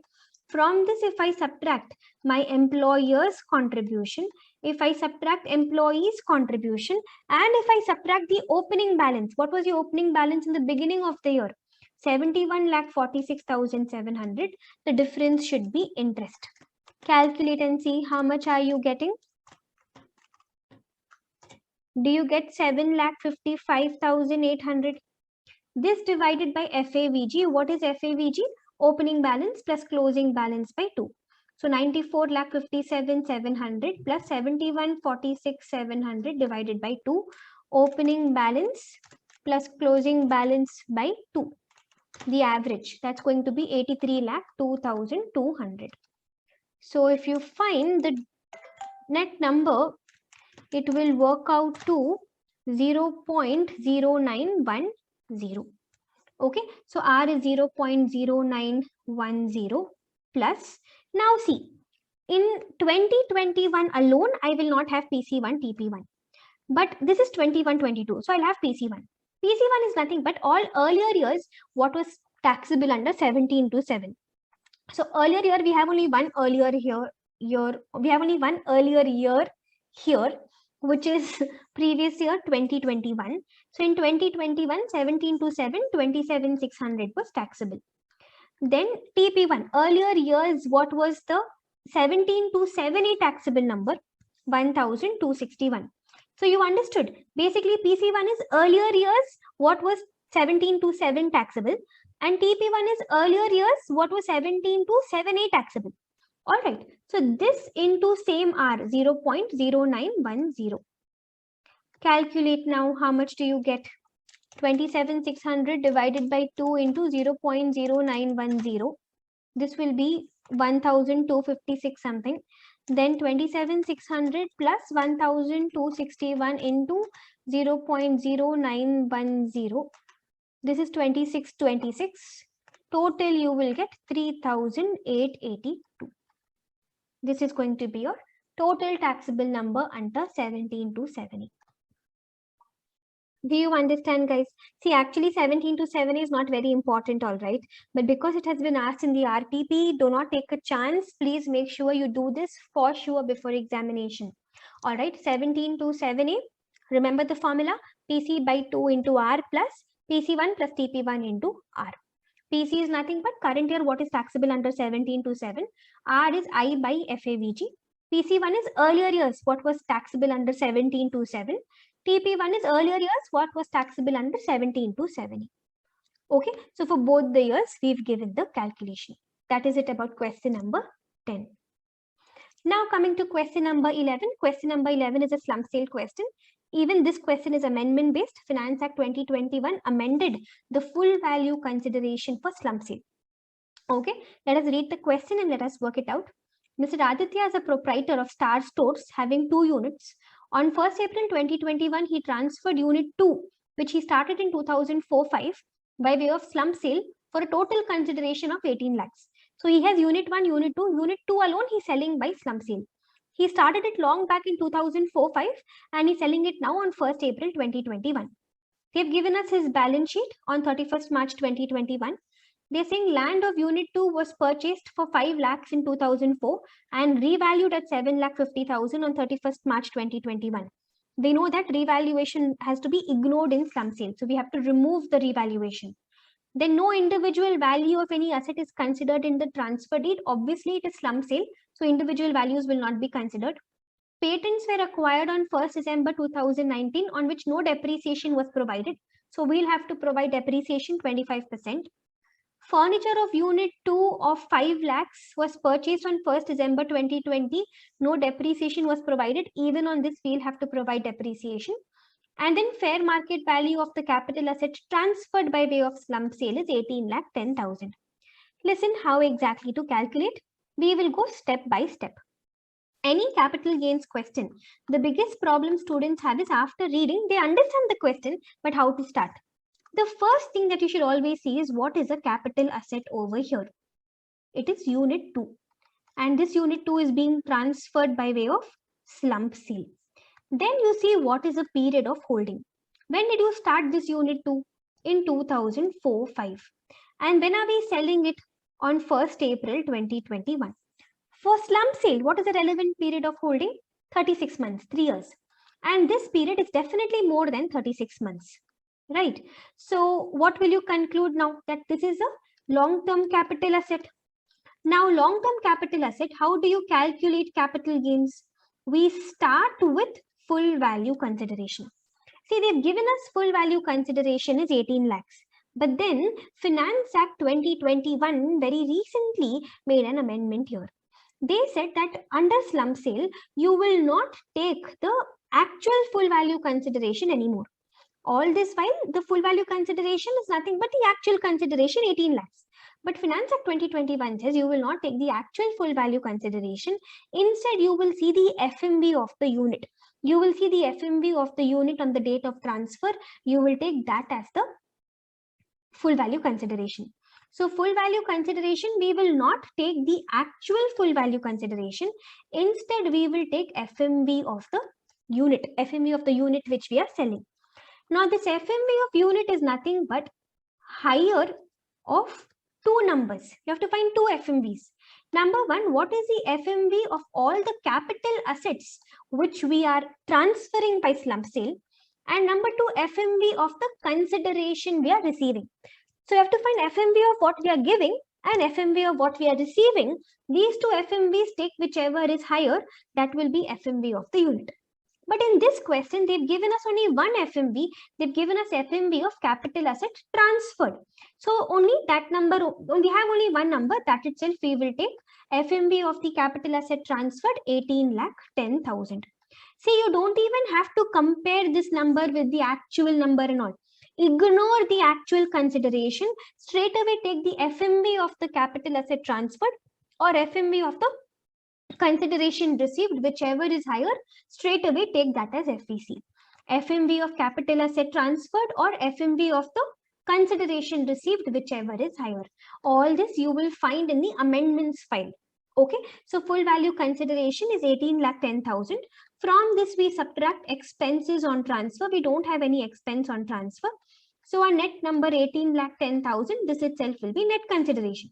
From this, we subtract cost of acquisition and cost of improvement. Even though it is long term, we know in slump sale, we don't have any indexation benefit. And what is cost of acquisition and cost of improvement in slump sale? It is nothing but net worth of the undertaking, net worth of the unit, right? We'll go one by one. Now, first of all, land. 7,50,000. But from the 7,50,000, I will remove the revaluation. They said it was purchased for 5 lakhs and it was revalued at 7,50,000. So I will remove the revaluation and we will consider the number before revaluation.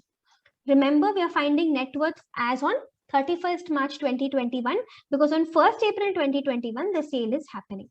All right, fine. So land 5 lakhs, then furniture. Furniture is actually 5 lakhs. But then they're saying that was purchased on 1st December 2022, but no depreciation has been provided. So we will have to provide depreciation, guys. See, it was purchased on 1st December 2020. So we purchased it for 5 lakhs. So for previous year 2021, how much depreciation you would have given? Definitely less than 180 days, guys, because 1st December 2020. So less than 180 days. So I will get only half the year's depreciation. For furniture, generally, what is the depreciation rate? 10%. Half the year's depreciation, don't write 5%. That will be a presentation mistake. You should write 5 lakh into 10% into 1 by 2. Okay, so 5 lakh into 10% into 1 by 2, 25,000. So what will our net number be? 4,75,000.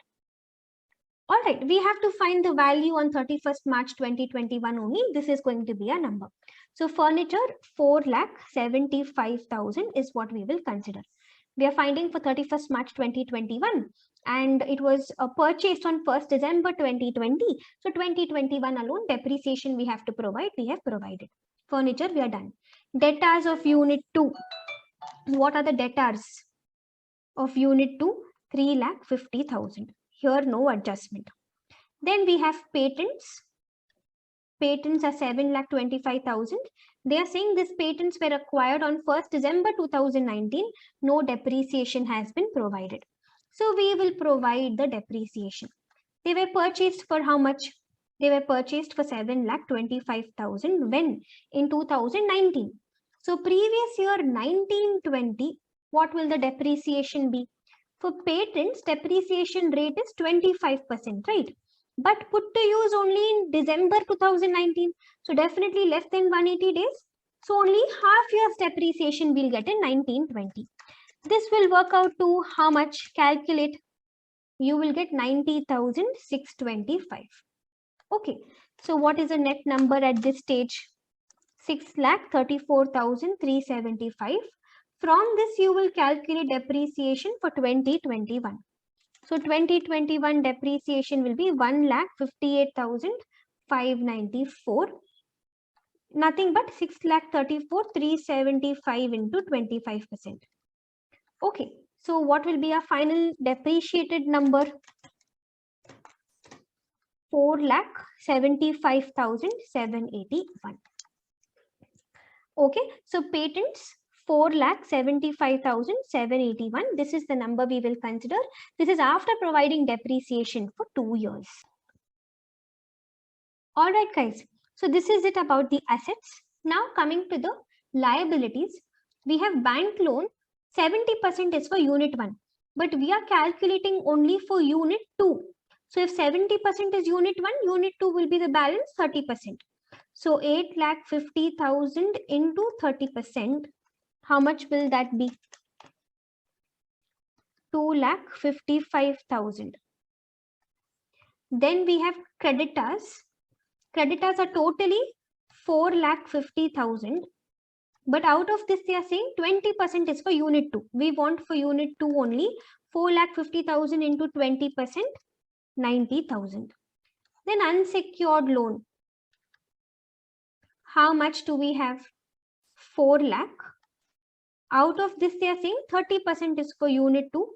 So only the 30% number I will take, which will be 1,20,000.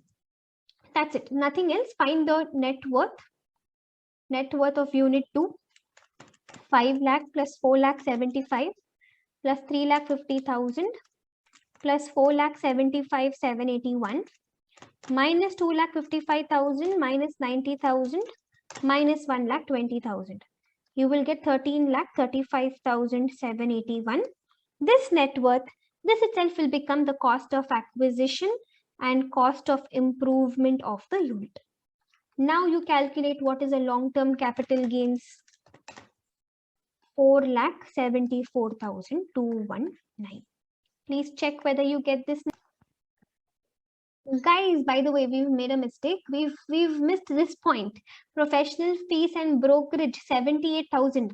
This will become expenses on transfer, no? So we have expenses on transfer 78,000. Recalculate. Your net consideration will now be 17,32,000. And your cost of acquisition, cost of improvement after subtracting 3,96,219. This is going to be your capital gains number. Got it, guys? So the only thing which is new or the only thing which is different is the full value consideration. You ignore the actual full value consideration. Instead, you take the FMV of the unit. FMV of the unit will be FMV of the capital asset transferred or FMV of the consideration received, whichever is higher. Everything else as usual only. Okay, so this was about our slump sale discussion. Now let us go to question number 12. Question number 12 is a clubbing of income question. Let us read what it says. Mr. Samrat and his wife, Mrs. Komal, hold 12% voting power each in ABC Private Limited. Mr. Samrat and Mrs. Komal are working in ABC Private Limited. Mrs. Komal is not qualified for the job. So both of them are working in the company and both of them are having voting power also in the company. But the wife, Mrs. Komal, she is not qualified for the job. So even without having the required qualifications or experience, if you're hired in a company and in that same company, if your spouse is having substantial interest, then Mrs. Komal's salary will be clubbed with the spouse's salary. I'll repeat again. There is a company. In this company, my assessee is having substantial interest, let us say. And assessee's spouse is employed in this same company without any qualifications, experience, or knowledge and all. Then this company is going to give salary to this spouse, right? This salary will be clubbed into the assessee's hand. This clubbing provision you would be aware of. This question is about that only. From the following information given for financial year 21-22, compute gross total income of Mr. Samrat and Mrs. Komal. So make a 3-columnar table. Particulars, Mr. Samrat and Komal. First of all, dividend of 22,500 and 45,000 is received by Mr. Samrat and Mrs. Komal respectively from ABC Private Limited. Mr. Samrat has instructed the company to pay 50% of his dividend to Miss Kajal, daughter of his deceased brother. Let us try to understand this. Let's go one by one. Let's talk about Mr. Samrat. They are saying dividend received is 22,500. It is received. So first of all, it would be net of TDS, right? Net of TDS, with section TDS will be deducted on dividend. Company would have deducted under section 194, 10% company would have deducted. So Mr. Samrat, if you see, he has received 22,500, but this is a net number. What is a gross number? 10% TDS. So gross number will be 100 by 90, right? 22,500 into 100 by 90. This is going to be 25,000. This is for Mr. Samrat. And what about, but then they're also saying Mr. Samrat instructed the company to pay 50% of his dividend to Miss Kajal, daughter of his deceased brother. What has Samrat done? He has transferred his income to daughter of his deceased brother without transferring asset. He is not transferring shares to Kajal. He is only transferring income. Transfer of income without transferring the asset. This income which is being given to Miss Kajal, she is going to enjoy the income, but it will be clubbed in the hands of Mr. Samrat. Right? When I transfer income without transferring asset, the income will be clubbed in the hands of the transferor. So Mr. Samrat is transferring dividend income to Kajal without transferring the shares. So the dividend income which Kajal is going to enjoy, even that dividend income will be taxed in Mr. Samrat's hands. So this 25,000 is only half the dividend. How do I know that? Because the question says Mr. Samrat instructed the company to pay 50% of his dividend to Miss Kajal. So this 25,000 which he has received, this is only his half. So another 25,000 which Kajal has received, even this will be clubbed into Mr. Samrat's hands. A very good adjustment right here in front of you. You're following, right? So totally 22,500 is what Mr. Samrat has received. But this is a net number after TDS. So first we grossed up and we found the gross number including TDS. That was 25,000. But this is only 50% of the income because balance 50% he is actually given to Kajal without transferring asset. So even that 50% has to be taxed for him. All right. So they're talking about dividend income. For Mr. Samrat, if you see, I will tax 50,000. How 50,000? 25,000 which he has received and another 25,000 which Kajal has received. Why am I considering even Kajal's dividend income? Because Samrat has transferred to Kajal in dividend income without transferring the shares, without transferring the asset. So even this income will be clubbed in the hands of Samrat. For Komal, it is very simple. She received how much? Komal has received 45,000. Even this 45,000 she received. So it will be net of TDS.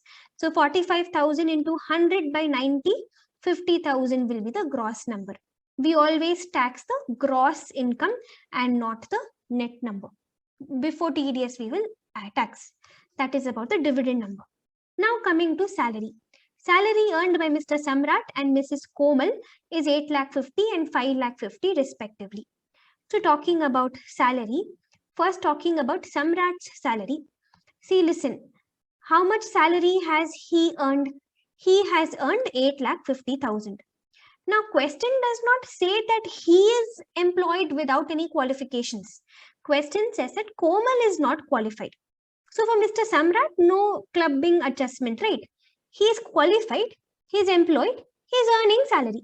Obviously, it will be taxed in his hands. So 8,50,000 he received. Obviously, section 16 deduction 50,000 we will give. 8,00,000 will be his taxable salary. No adjustment here. But if I talk about Mrs. Komal, Mrs. Komal, how much is she receiving? How much salary is she receiving? 5,50,000. Even she will get 50,000 standard deduction. So 5 lakhs. But this 5 lakh, will I tax for Mrs. Komal? No. She is employed in the company without any technical qualifications. Her relatives, if you see, they are having substantial interest. Now, who are relatives? Relatives is, if I am the assessee, relative will be my lineal ascendant, lineal descendant, my brother, my sister, and my spouse.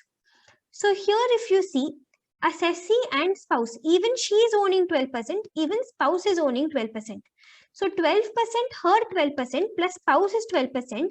She and her relatives are having 24% interest, which is more than 20% voting power, right? Which means substantial interest is there. What does a provision say? Provision says a person who is employed in an entity, all right, without any technical or professional qualifications, all right, and his or her spouse is having substantial interest. Substantial interest means his own interest, his own shares in the company, plus his relatives' shares in the company should be at least 20%, at least. If yes, substantial interest is there. Now, how do we know that how do we know that there is substantial interest here? We'll go point by point once again. Assessee's spouse, Komal, she is employed in the company without any qualifications. Her husband, the assessee, Mr. Samrat, he has substantial interest in the company. Why do I say he has substantial interest? Because Samrat and his relatives, if you see, Samrat himself has 12%. Relatives is nothing but spouse, brother, sister, ascendant, descendant. Brother, sister, ascendant, descendant, they don't say anything. But spouse, even Komal has 12%. So totally, Samrat and his relatives have 24%, which is at least 20% voting power. So I will say Samrat has substantial interest in the company. Now understood. When do you say Samrat has substantial interest? If he plus his relatives has at least 20% interest in the company. Yes, he plus his relatives have 24% interest in the company. So yes, he has substantial interest. He has substantial interest and his spouse is being employed without any qualifications. So whatever salary his spouse is earning, the salary will be clubbed in the hands of the assessee. So what is Komal's salary? Her salary was 5,50,000 minus 50,000 standard deduction. 5 lakhs of her salary will be clubbed in Samrat's income. You understood this? Assessee and his relatives have substantial interest in the company. That assessee's spouse is hired in the company without any qualifications. Whatever salary the spouse earns, it will be clubbed in the hands of the assessee. Substantial interest means assessee Samrat plus his relatives have at least 20% voting power. He and his relatives will include even spouse. So his 12%, his spouse is 12%. He plus his relatives have 24% interest in the company, which is at least 20%. So I say assessee has substantial interest. One more point to be noted. Whenever you do clubbing, I'm not talking about this adjustment alone. Whenever you do clubbing, you first calculate the income in the hands of the person who has enjoyed and only then you club. I'll repeat again. You will calculate income in the hands of the person who has enjoyed and only then you club. So Komal has actually enjoyed the money. She's the one who's actually earning the money. 5,50,000. I will calculate in her hands. I'll give her standard deduction and all. The net number, this net number only I will tax. So always first do the calculations in the hands of the person who's enjoying the income, only then club the income. All right. So this was about a second adjustment. Then the rest of the adjustments are simple. Business income earned by Samrat from his sole proprietary business is 15,60,000. So business income of Samrat, 15,60,000. Interest on FD earned by Mrs. Komal. So FD interest is 9 lakhs. Now, had they given us Mrs. Komal's age and had it been 60 years or above, then we could have given her 80 TTV. But here they have not told us her age. So we will not give 80 TTV. Can we give her 80 TTA deduction? No, because ATTTA deduction is only for savings interest. This is FD interest. So I will not give ATTTA deduction. All right. Then after this, we just have one more last adjustment left, guys. Let us finish that off also. It says, dear son Akash, 10 years, having PAN, received interest 54,000 from bank on FD created by his grandfather in his name. So their minor child below 18, their minor child Akash is earning some interest income of 54,000 from FD. Now this income from FD is not because of his skill or talent. It is not because of his manual labor. And also the question doesn't say he is disabled. So Akash, the minor, will not pay tax on this income. Had the income been related to his skill, talent, manual labor and all, we would have asked the minor itself to pay tax. But this is FD interest. This is not because of his manual labor, skill, talent, and also he is not disabled. So it will be clubbed in the hands of the parents. But which parent? We have to see which parent has higher income. See what is the total income of Samrat? 29,10,000. And what is the income of Komal? 9,50,000. Obviously, Samrat's income is higher. So minor's FD interest income will of course be clubbed into Samrat's hands only. How much interest is he earning? 54,000. But do not forget to give the 1,500 exemption. Remember, 1,500 exemption per minor child you get. Here there is no limit on maximum 2 children and all. Any number of children you are clubbing, per child 1,500 exemption we get. So 54,000 minus 1,500, 52,500 will be the minor's income. So now the gross total income of Samrat will be 29,62,500 and the gross total income of Komal will be 9,50,000. They just asked us to calculate gross total income only, and these are our numbers. Are we clear? A good question, a good clubbing question. It made us think quite a lot. What were the adjustments that we've learned through this discussion?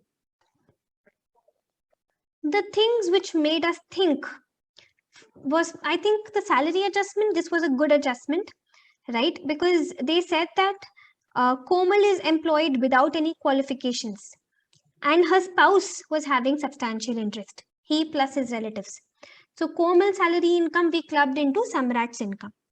Now see, for dividend we calculated TDS also because they said dividend received. Why didn't we do this for the interest? Because interest earned. So earned indicates this is the gross amount before TDS. But look at this interest. Look at the interest earned by minor child. They say he received interest. So even this number is actually before TDS, guys. Even on interest 10%. So 54,000 into 100 by 90 if you do, 60,000 you will get. This is the number you should take. So it should be 60,000 minus 1,500, which will be 58,500. So your net number is actually supposed to be, Samrat's total income is actually supposed to be 29,68,500. You are understanding? Be very careful in the exam. When they say received, it indicates it is net of TDS. So we have to gross it up. Even here we had the word received. Even here we have the word received. But when they say earned, it indicates it is gross number. It is before TDS. So we don't have to do anything. We don't have to do any grossing up here. It's already grossed up. This is the interest earned. So this is a grossed up number. But this is interest received. Received will always be net of TDS. So we have to gross it up. I hope you've made the correction. 54,000 is what I received. But I'll have to gross it up. 10% TDS even on interest. So 60,000 minus 1,500. That would be question number 12. Let's work out the next question now. Question number 13. This is a very interesting question because with this question, section 115 BAC, we revise. Okay. Mr. Rajesh, a resident individual, furnished the following information. They've given us a lot of information. What are they asking us? Compute gross total income of Mr. Rajesh for assessment year 22-23, amount of loss that can be carried forward if he wants to opt for 115 BAC. So answer to question number 13, using 115 BAC, we are going to compute GTI of the assessee. We'll go point by point. As we go, we'll keep discussing, we'll keep writing. First of all, income from salary. Now, generally, if you had gotten income from salary, what you would have remembered to do? You would have subtracted standard deduction. But if section 115 BAC is applicable, then you don't get any section 16 deductions. None of the section 16 deductions, you get no standard deduction, no professional tax deduction, no entertainment allowance deduction. So salary 3,40,000 as it is, I will consider without taking standard deduction. Why? Because section 115 BAC does not allow section 16 deductions. Okay, then long-term capital loss on sale of shares of Reliance Limited, STT has been paid. See, long-term capital loss, whether it is section 112A long-term capital loss or whether it is section 112 long-term capital loss, doesn't matter. Both have the same treatment. So all losses I will keep separately. I'll handle them later. Then we have loss from let out property in Delhi. Loss from house property under 115 BAC. If it is loss from let out house property, we can consider 75,000, we can consider. But then interest on self-occupied property, we are supposed to ignore. So under section 115 BAC, if it is loss from house property, if it is let out house property loss, you can consider. If it is self-occupied property loss, you have to ignore. Self-occupied property loss will be always interest number only. NAV is 0, right? See, listen.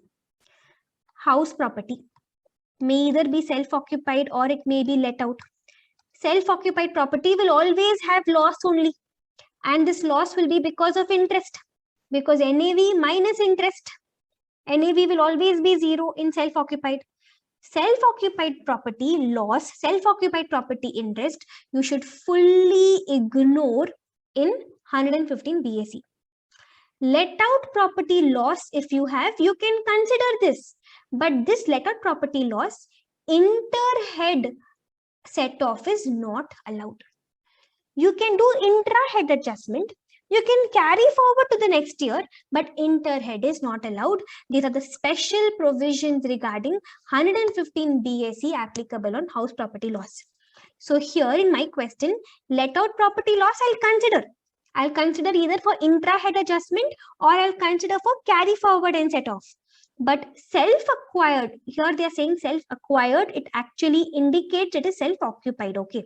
So self-occupied property loss, I will ignore. I will not even consider that in 115 BAC. So I will consider only the let out property loss, 75,000. Then winnings from lottery tickets, this will go to IFOS. So what are the lottery winnings? 40,000. Special rate income, no expenses allowed as a deduction, no losses also can be set off. Cost of acquisition of lottery tickets, I will simply ignore this because I just told you against lottery winnings, no loss, no expense can be set off. Then profits and gains from manufacturing business. So we have PGBP. How much PGBP do we have? 96,000. But this is after deducting normal depreciation. 115 BAC normal depreciation it allows. 115 BAC has a problem with additional depreciation only. You are not allowed to take a deduction of additional depreciation. So this additional depreciation 4,000 I'll have to reverse. 96,000 is after additional depreciation. I'll have to add back additional depreciation because if I choose 115 BAC, I don't get additional depreciation. And then we have LTCG, sale of house property, which means we have section 112 LTCG, how much? 1,40,000, another special rate income. Then we have some more losses. Brought forward business loss. We have brought forward business loss of 35,000. Unabsorbed normal depreciation, good. Had it been unabsorbed additional depreciation, we would have ignored. Unabsorbed depreciation also I will consider only normal depreciation. Additional depreciation concept itself removed in 115 BAC. So this is unabsorbed normal depreciation, so we'll consider. And then we have brought forward loss from owning and maintaining race horses. That is how much? 50,000. Now let us do the set off. First, intra-head. Long-term capital loss 1,15,000 only against long-term capital gain. This is 112 long-term capital gain. This is 112 long-term capital loss. Doesn't matter. Long-term capital loss can be adjusted against long-term capital gain. Story over. Okay. Now we have loss from house property. I told you under 115 BAC, loss from house property. First of all, self-occupied we should ignore. Yes, this is only let out loss from house property. Let out property loss also, intra-head you can do or you can carry forward. Intra-head is not possible because we don't have any IFHP. Set off against inter-head. So inter-head adjustment is not allowed. So this I will simply have to carry forward only. Then we have brought forward business loss of 35,000. This I can adjust over here. Brought forward business loss 35,000. Then we have unabsorbed normal depreciation 10,000. Even this we can adjust here. Then owning and maintaining race horses, this loss can be set off only against income from this activity. We don't have any such income, so even this we will carry forward. So what is our net number now? We have salary 3,40,000 without standard deduction. We have IFOS 40,000. Then how much PGBP are we left with? 1 lakh minus 35,000 minus 10,000, 55,000 PGBP we are left with. And how much long-term capital gains do we still have? 25,000. So the gross total income of our assessee will be 25,000 plus 55,000 plus 40,000 plus 3,40,000, which is 4,60,000. Got it, guys? Now see, what are the losses we are going to carry forward? We are going to carry forward loss from house property, and we are going to carry forward loss from owning and maintaining race horses. That's it. So loss from house property 75,000 we'll carry forward for 8 years, can be set off against income from house property. Loss from owning and maintaining race horses can be set off only against income from the same activity. All right. So through this question, our learning was about 115 BAC. 115 BAC does not allow standard deduction or any section 16 deduction. 115 BAC does not allow unabsorbed depreciation. It does not allow additional depreciation. Then 115 BAC does not allow self-occupied property interest. Any loss from house property, it allows only let out house property loss first of all, and that too either intra-head or carry forward to the next year. Inter-head loss from house property adjustment it doesn't allow. That is it about question number 13. All right, we'll go to the next question now. Question number 14. Let us read the question. This looks like a total income question. So Mr. Rishabh, a resident individual aged 54 years, so he's not a senior citizen. He is engaged in the business of manufacturing clothes. He earned a profit of 82,45,000 as per P&L after debiting and crediting following items. They've given us a list of adjustments. They're asking us to calculate total income and tax payable by Mr. Rishabh in the manner so that he can make maximum tax savings. We have to calculate total income as well as tax liability. Let's begin. See, what we'll do is as we keep reading it, we'll keep doing the necessary adjustments. They're asking us total income and tax liability. Let us do the total income part first. So give the heading computation of total income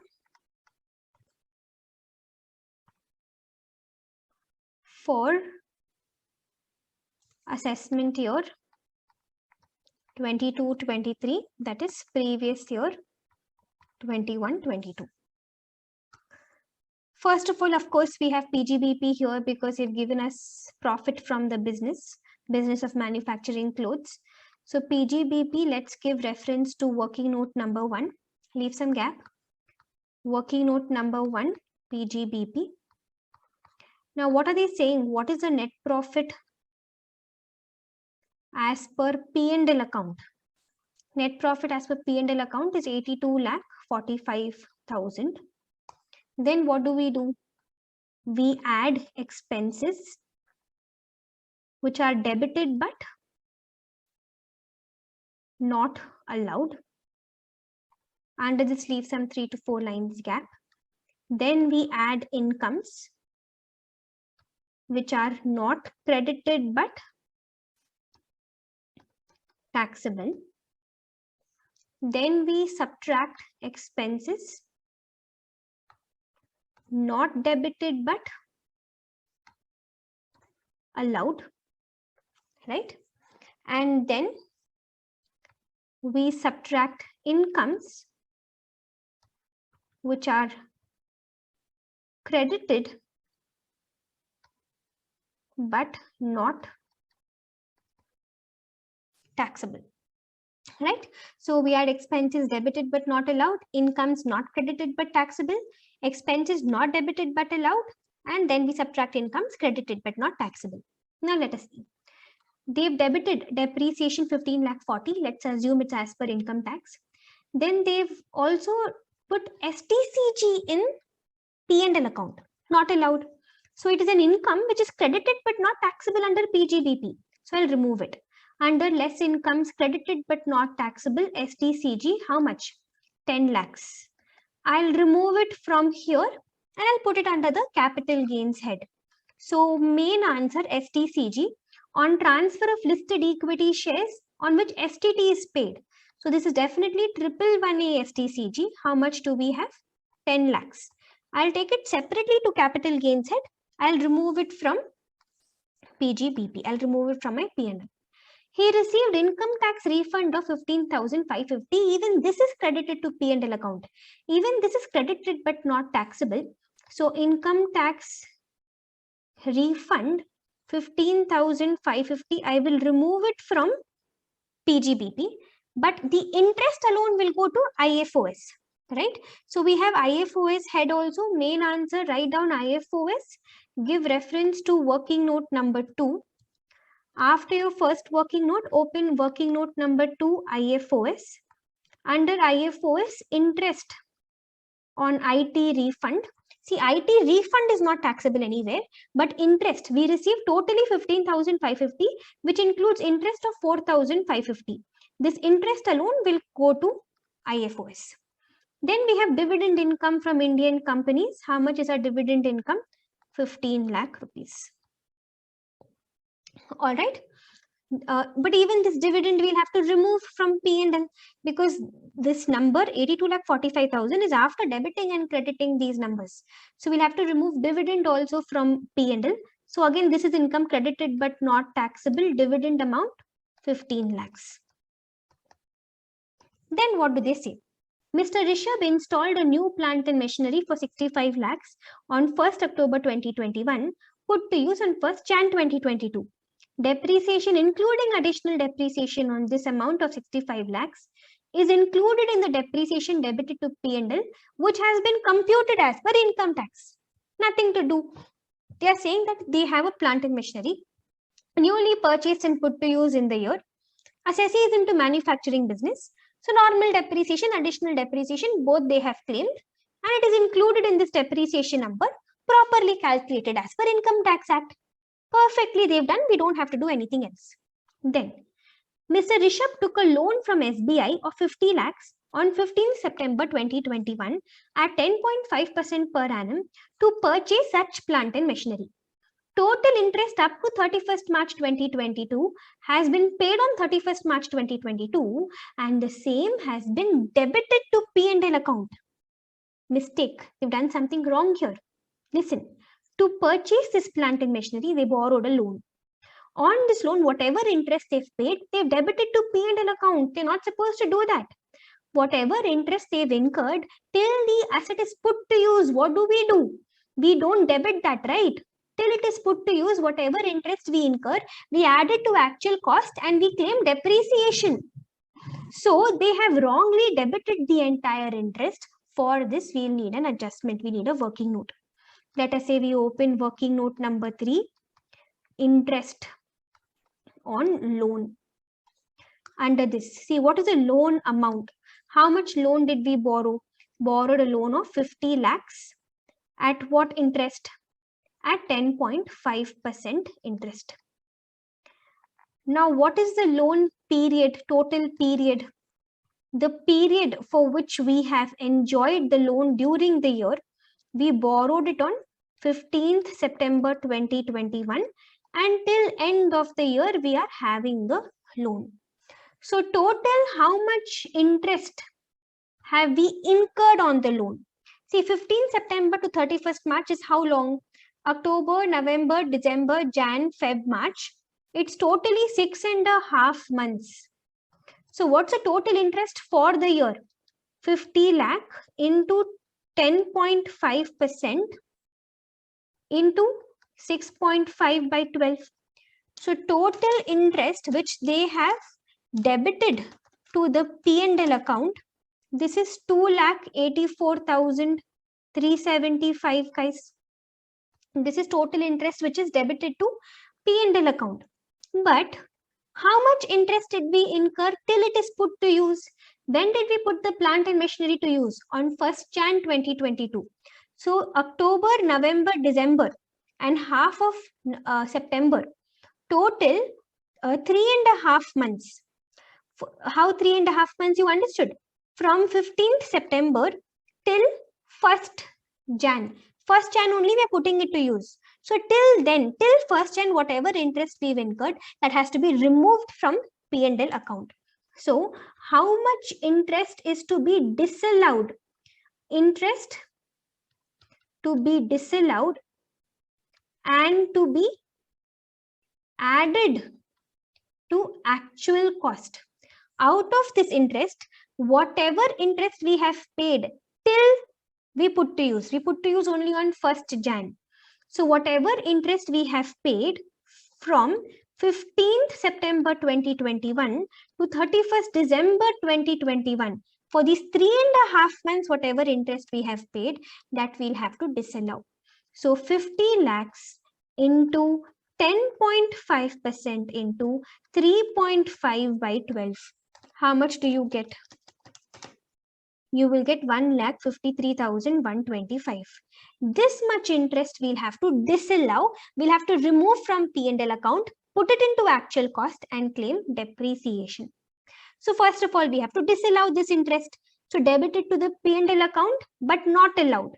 Right? Add expenses debited but not allowed. Interest on loan. Give reference to working note number 3. 1,53,125. But on this 1,53,125 depreciation we will claim now, because we're going to put it into actual cost. So even on this number depreciation we can claim. So what will be the normal depreciation on 1,53,125? 1,53,125. It is plant and machinery. So 15%, but put to use on 1st January. So definitely less than 180 days. So only for half the year.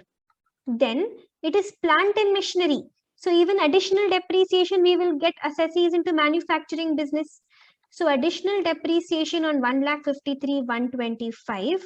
This is going to be at the rate of 20% into 1 by 2. How much will this be? Calculate now total depreciation. Here you will get 11,484. And additional depreciation you will get 15,312. So your total depreciation relating to interest, relating to this interest would be 26,796. You understood what we've done. We are paying, we borrowed a loan. Using that loan, we purchased plant and machinery. Till I put that plant and machinery to use, till then whatever interest I incur, that interest I can't debit to P&L account. I am supposed to disallow it from P&L account and add it to actual cost and claim depreciation on that. So that's what I did. Till I put the asset to use, till 31st December, this is the interest. I disallowed it from P&L account. I put it into the actual cost and I'll claim depreciation. So this 26,796 more depreciation you can claim. So less expense is not debited but allowed. Depreciation relating to interest. Give reference to working note number 3. 26,796. You understood? This depreciation is not included in this number. How do I know that? Because this depreciation is relating to interest, and full interest, what did they do? They debited to P&L account. So that interest number they did not even capitalize. If they did not capitalize, if they didn't put in the block, they haven't claimed depreciation on that yet. That is why now we provided depreciation. Then advance tax paid 17,50,000. This will come into use later when we are calculating tax liability. Then Rishabh purchased goods for 40 lakhs from Mr. Ram, his brother. Market value is 35 lakhs. Something worth 35 lakhs, he's paid 40 lakhs with his relative. Section 40A2 disallowance, right? Section 40A2, the excess or unreasonable portion of the expense we disallow. So 5 lakhs, the excess we will disallow here. Then he paid 40,000 as life insurance premium taken on the life of his married daughter who is not dependent on him. See, ATC allows life insurance premium. The life insurance premium can be on self, spouse or children. Children may be married, unmarried, dependent, not dependent, doesn't matter. How much life insurance premium we paid? 40,000. When did we take the policy? 1st April 2016. We took the policy on or after 1st April 2012. So 10% will be the maximum premium we will allow. 5 lakhs is sum assured, 10% will be 50,000. We are paying only 40,000. This 40,000 will be fully allowed.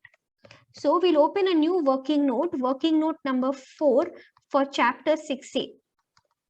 Under chapter 6A, we have ATC 40,000 fully allowed because married daughter allowed, and total sum assured 5 lakh, up to 10% of 5 lakh, up to 50,000 will be allowed. We've paid only 40. He paid 45,000 by check towards health insurance policy. So ATD, covering himself, his spouse and children. So just for himself, spouse and children, just for his family, limit will be 25,000. Why? Because he is not a senior citizen. He is only 54 years. So he is not a senior citizen. So his limit will be only 25,000, and good, he is paying by non-cash mode. He is paying by check. Then Mr. Rishabh withdrew 1.5 crores in cash from 3 current accounts maintained by him with HSBC. No other withdrawals. Here they're talking about section 194N TDS. So even this we will bother about only in the tax liability calculation. Okay. So as of now, no other adjustment. Let us do the total income calculation. Add up, see what is the PGBP of the assessee. 82,45,000 plus 153, 125 plus 5 lakh minus 26,796, then minus 10 lakh minus 15,550 and minus 15 lakhs. Here you will get 63 lakh 55,779. Please check. I'll wait for a minute. In case you're still calculating, this is what your total PGBP should be. 63 lakhs 55,779. Okay. Then go back to your main answer. PGBP 63, 55, 779. See how much IFOs do we have totally? 15 lakh 4,550. So total IFO is 15 lakh 4,550. No other income. So gross total income of our assessee will be 88 lakh 60,329. From this we provide chapter 6A, but straight away you can't subtract because you have special rate income. Again, special rate income, we don't get chapter 6A, right? So I'll split this into 2 parts. Always remember to do this. Before chapter 6A, pause and see if you have special rate income. If yes, split it. So what is my normal rate income? What is my special rate income? This 10 lakh STCG alone is my special rate income. The balance 78 lakh 60,329 is my normal rate income. From this, we will subtract chapter 6A deduction. How much chapter 6A deduction do we have? We've calculated 65,000 totally we have, working note number 4. So chapter 6A give reference to working note number 4, 60,000. So here the net number will be 78 lakh 329. Here it's going to be 10 lakhs. So what is the total income of the assessee now? 88 lakhs 329. Please don't forget to round off, guys. 88 lakhs 330. This is going to be the total income of your assessee.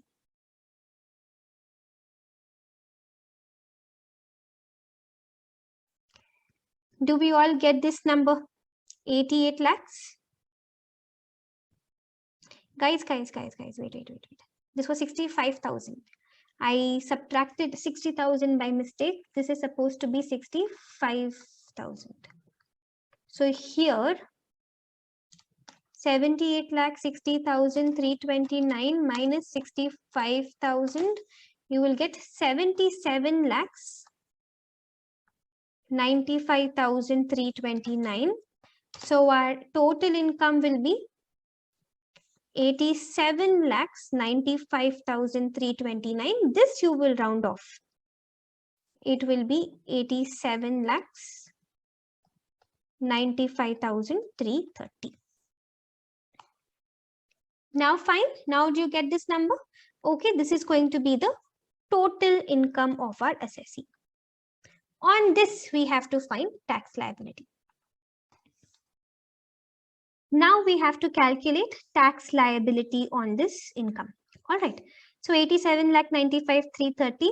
First, we will calculate tax on special rate income. We have 10 lakh STCG, right? So tax on section 111A income, 15%. So 10 lakh into 15%, 1,50,000. That's going to be my 111A tax. Then tax on normal income. We have 77 lakh 95,330. So on this, if you calculate tax on 77 95 330, how will you calculate? It's more than 10 lakhs. So 1,12,500 plus 30% of our income in excess of 10 lakhs, which will be 67 95 330. You know this, more than 10 lakh, 1,12,500 plus 30% of the excess over 10 lakhs. Calculate, how much do you get? You will get here 21,51,099. Do you get this number? Yes. So now if you see what's the total tax as of now, this is going to be the basic tax. Total basic tax is going to be 23,01,099. Of course, the total income is more than 5 lakh. We will not have 87A rebate, but we will have surcharge, right? Because our total income is more than 50 lakhs. But what will be the surcharge rate? More than 50 lakh up to 1 crore, surcharge rate is 10%. But 10% of what?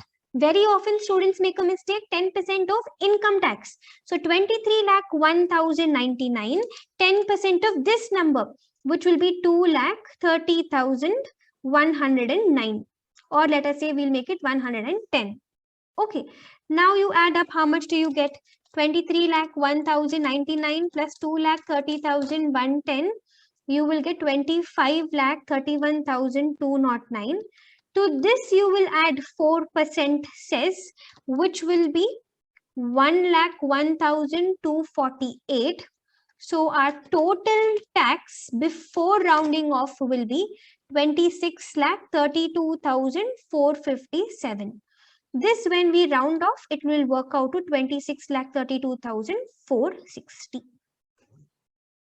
Okay, but this number again is before considering TDS, before considering advanced tax and all, right? So our number here is 26,32,460. If we did not have TDS and advanced tax, we could have closed here. But we have TDS and advanced tax, so we cannot round off right now. First, we will adjust our TDS and advanced tax. How much advanced tax do we have? If you remember in the question, what did we read? We said we have advanced tax of 17,50,000. Okay. And then we also have section 194 NTDS.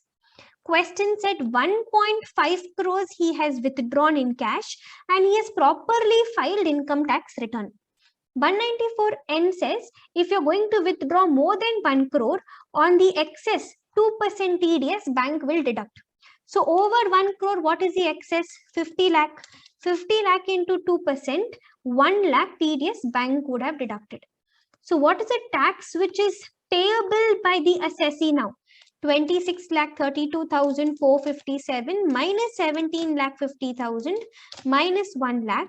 You will get 7,82,457. Now you round off 7,82,460. This much tax our assessee will have to pay now. Okay, but listen guys, the story doesn't end here. As of now, what have we done? We have calculated the total income of the assessee. Total income calculation, if you see, the only good adjustment I would say here was the interest adjustment. How we calculated depreciation and disallowed and allowed and all. That was a good discussion. Rest of it was pretty simple. Even tax calculation was easy only here. But then they did not ask us just to find total income and tax liability. They said in the manner so that we can make maximum tax savings. We know two options we have, either normal route or 115 BAC. They're asking us minimum tax liability. So we'll have to apply 115 BAC also, and on this basis also we have to find the tax liability. Then we'll see whichever tax liability is least, that is what we will calculate. That is what we will go ahead with. Let us do 115 BAC total income calculation. See, what was our total income as of now, as per the normal provisions? How much did we calculate? We said our total income was 87,95,329. Now, what are the changes that we have to do according to 115 BAC? What are the adjustments that we have to do for 115 BAC? See, listen, let's look at our answer. Our total income is after Chapter 6A, first of all. Chapter 6A is not allowed under 115 BAC. Under 115 BAC, under Chapter 6A, only two sections are allowed, 80 CCD subsection 2 and 80 JJA. Only these two are allowed. But we took 65,000, 80C and 80D, not allowed. So first of all, we will add back Chapter 6A. 65,000 we will add back. Then, what are the other adjustments that we have to consider under 115 BAC? Depreciation, STCG, all this is fine. But under 115 BAC, we don't get additional depreciation, guys. But we have allowed additional depreciation. Even on the 65 lakhs, they said additional depreciation is already allowed. And even on that interest portion, remember, we allowed additional depreciation. So both the additional depreciation we'll have to remove, we'll have to add back. So how much is the additional depreciation on the 65 lakhs? 65 lakhs into 20% is the additional depreciation rate, but put to use for less than 180 days. So 1 by 2. So this is going to be 6,50,000. This I will add back. And also additional depreciation on the interest component. Here, this additional depreciation of 15,312, even this I will add back. So now you tell me, what will be the total income under 115 BAC? 87,95,329 plus 65,000 plus 6,50,000 plus 15,312. 95 lakhs, 25,641. You understood what we've done over here? We've removed Chapter 6A and we've also removed additional depreciation. There were two additional depreciation numbers here. The first additional depreciation was for that 65 lakhs, which we did not calculate earlier because they had said it is already calculated properly. So we now removed additional depreciation on that 65 lakhs, 20%, but 1 by 2 because less than 180 days. And even on that interest that we capitalized, even on that portion we added back. Now this number, if we round off, it's going to be 95 lakhs, 25,640. On this we have to calculate tax. Even this includes STCG, guys. STCG, how much STCG did we have? Remember, we had 10 lakhs of STCG. So even this includes 10 lakh of STCG. So tax on section 111A STCG That will still be 15%. So 10 lakh into 15%, here 1,50,000, this will not change. Okay, but on my balance income, on that 115 BAC has different rates. This teaches you 115 BAC does not apply to STCG, LTCG and your special rate incomes.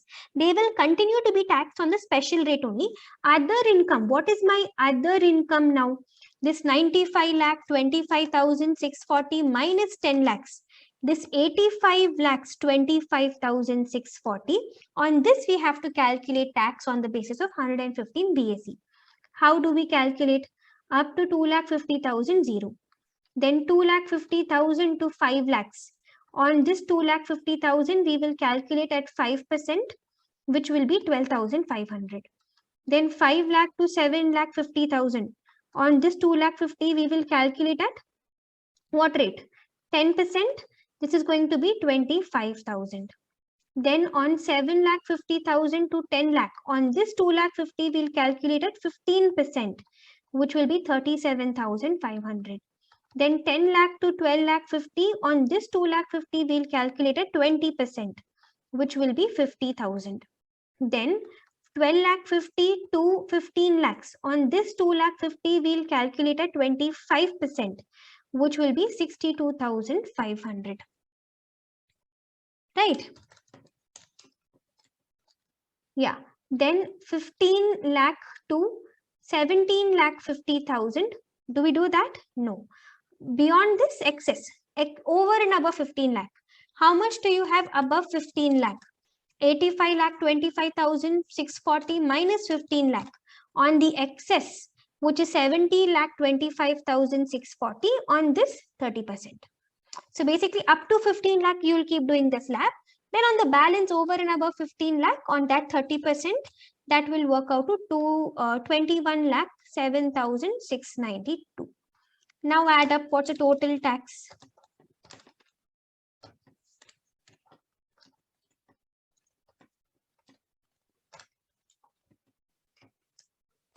You will get 22 lakh 95,192.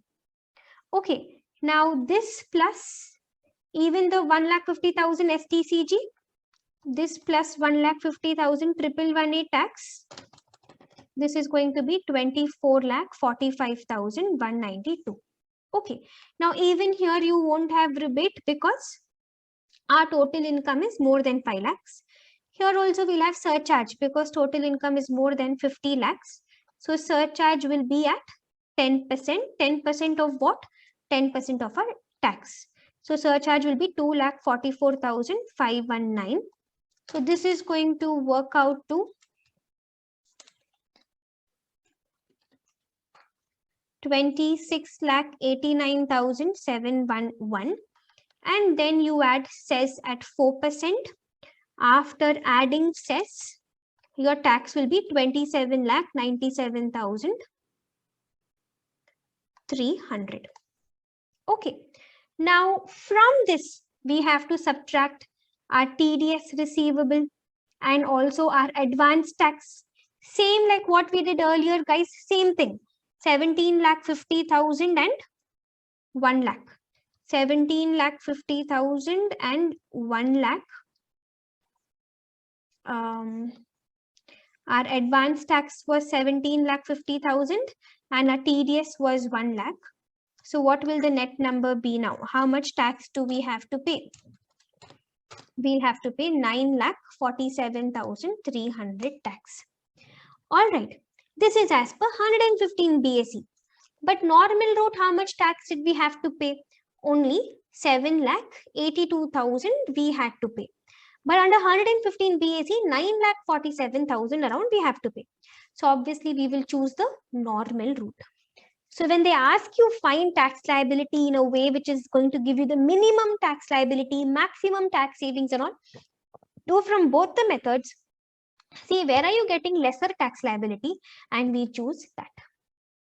That is it about question number. Which question number was this? Question number 13. Okay guys, 115 BAC was a good learning through this question. We worked out 2 questions on 115 BAC now. That set off and carry forward question, even that had 115 BAC adjustment, and even this one. All right, guys, I hope you are clear. We found the income as per 115 BAC. While finding tax liability, on special rate incomes, we'll calculate as usual only. On other incomes, we will calculate as per the new slab. Okay, and then we added surcharge because total income was more than 50 lakh, but within 1 crore, so 10%. And we added cess. Advance tax they had given to us in the question. TDS receivable, 194N TDS we had, net number. See whichever is less, that we'll pay. Normal tax is lesser, so we'll pay as per normal tax. That's it about question number 13. No, question number 14. This was question number 14. Okay, guys, shall we go to one last question, question number 15? I think this is the last question, yes. Let's read and see what exactly it says. Mrs. Shivani, a US citizen. She got married to Mr. Sriram, an Indian citizen and resident of India in the year 2015. Since then, she has been staying in India. She has a bank account in US. She sold a residential house in US and earned long-term capital gain of 2 lakhs. She invested wholesale consideration in capital gains bonds under 54EC. No LTCG is taxable. She does not have any source of income in India during 21-22. Is she required to furnish her return of income? If yes, can she furnish a belated return? A very good question, guys. First, let us see what is her residential status. See, she has been staying in India since 2015. Right now, we are in previous year 21-22. Okay. I can't apply the special provision. I can't apply the 120 days provision to her because she is neither an Indian citizen nor is she a person of Indian origin. So I'll apply the regular 182 days provision. Basic condition 1, yes, she has been in India in the previous year for at least 182 days. So this is fulfilled. She is definitely a resident. Now, is she ordinarily resident or not? Since 2015, she's been in India. So 7 preceding previous years, if you see, definitely she would have crossed 730 days. And since 2015, she's in India. So last 2 years at least, she's going to be a resident. So she's definitely going to be ROR, resident, because she's in India for at least 182 days in the previous year. Since 2015, she's in India. She's never even gone out. And if you look at the additional 2 conditions, 2 out of 10 preceding previous years, she should be resident, and 7 preceding previous years, she should be in India for 730 days. All conditions fulfilled, she is ROR. First, we have to find her. They're asking us whether her income tax return has to be filed or not. See, what is her income? She doesn't have any income in India, but she is ROR. So global income will be taxed. So what will be her total income? They say that she has a bank account in US. She sold a residential house in US from which she earned LTCG 2 lakhs, but she invested wholesale consideration in 54EC bonds. Taxable LTCG is 0. But we will look at her gross total income without considering Section 54 series exemptions. The gross total income without considering capital gains exemption, if it is more than 2,50,000, then she has to file income tax return. But her gross total income without considering 54 EC exemption is only 2 lakhs, which is within 2,50,000. So on this criteria, she does not have to file income tax return. Then all those RORs who have an asset outside India, who have a signing authority outside India, even they have to mandatorily file income tax return irrespective of their income. She definitely has an asset outside India. She has a bank account in US. So irrespective of what her income is, yes, she has to file income tax return. You understood? First of all, she is ROR, global income is taxed. Total income, gross total income without considering capital gains exemption, if you see, it is 2 lakhs. Had this been more than basic exemption limit, there itself you would have said that yes, she has to file income tax return. But her gross total income without considering 54 exemption is not more than 2,50,000. Hence, I cannot follow. Hence, according to this criteria, I cannot say she has to file income tax return. But there is another provision if your assessee is ROR and this assessee has any asset outside India, or if this assessee has any signing authority outside India, then that assessee, irrespective of income, has to file income tax return. She has a bank account in US. So yes, she has to file income tax return. Can she also file belated return? Yes. Anybody can file belated return. Even she can file belated return. Belated return for previous year 21-22. What will be the due date? The due date will be whenever the assessment got over, or 31st December 2022, whichever is earlier. By 31st December 2022, previous year 21-22 means I'm talking about assessment year 22-23. End of assessment year 22-23 is 31st March 2023. From this, I will subtract 3 months, right? 3 months before end of the assessment year, 31st December 2023. Sorry, 31st December 2022. So belated return time limit will be whenever the assessment gets completed, or 31st December 2022, whichever is earlier.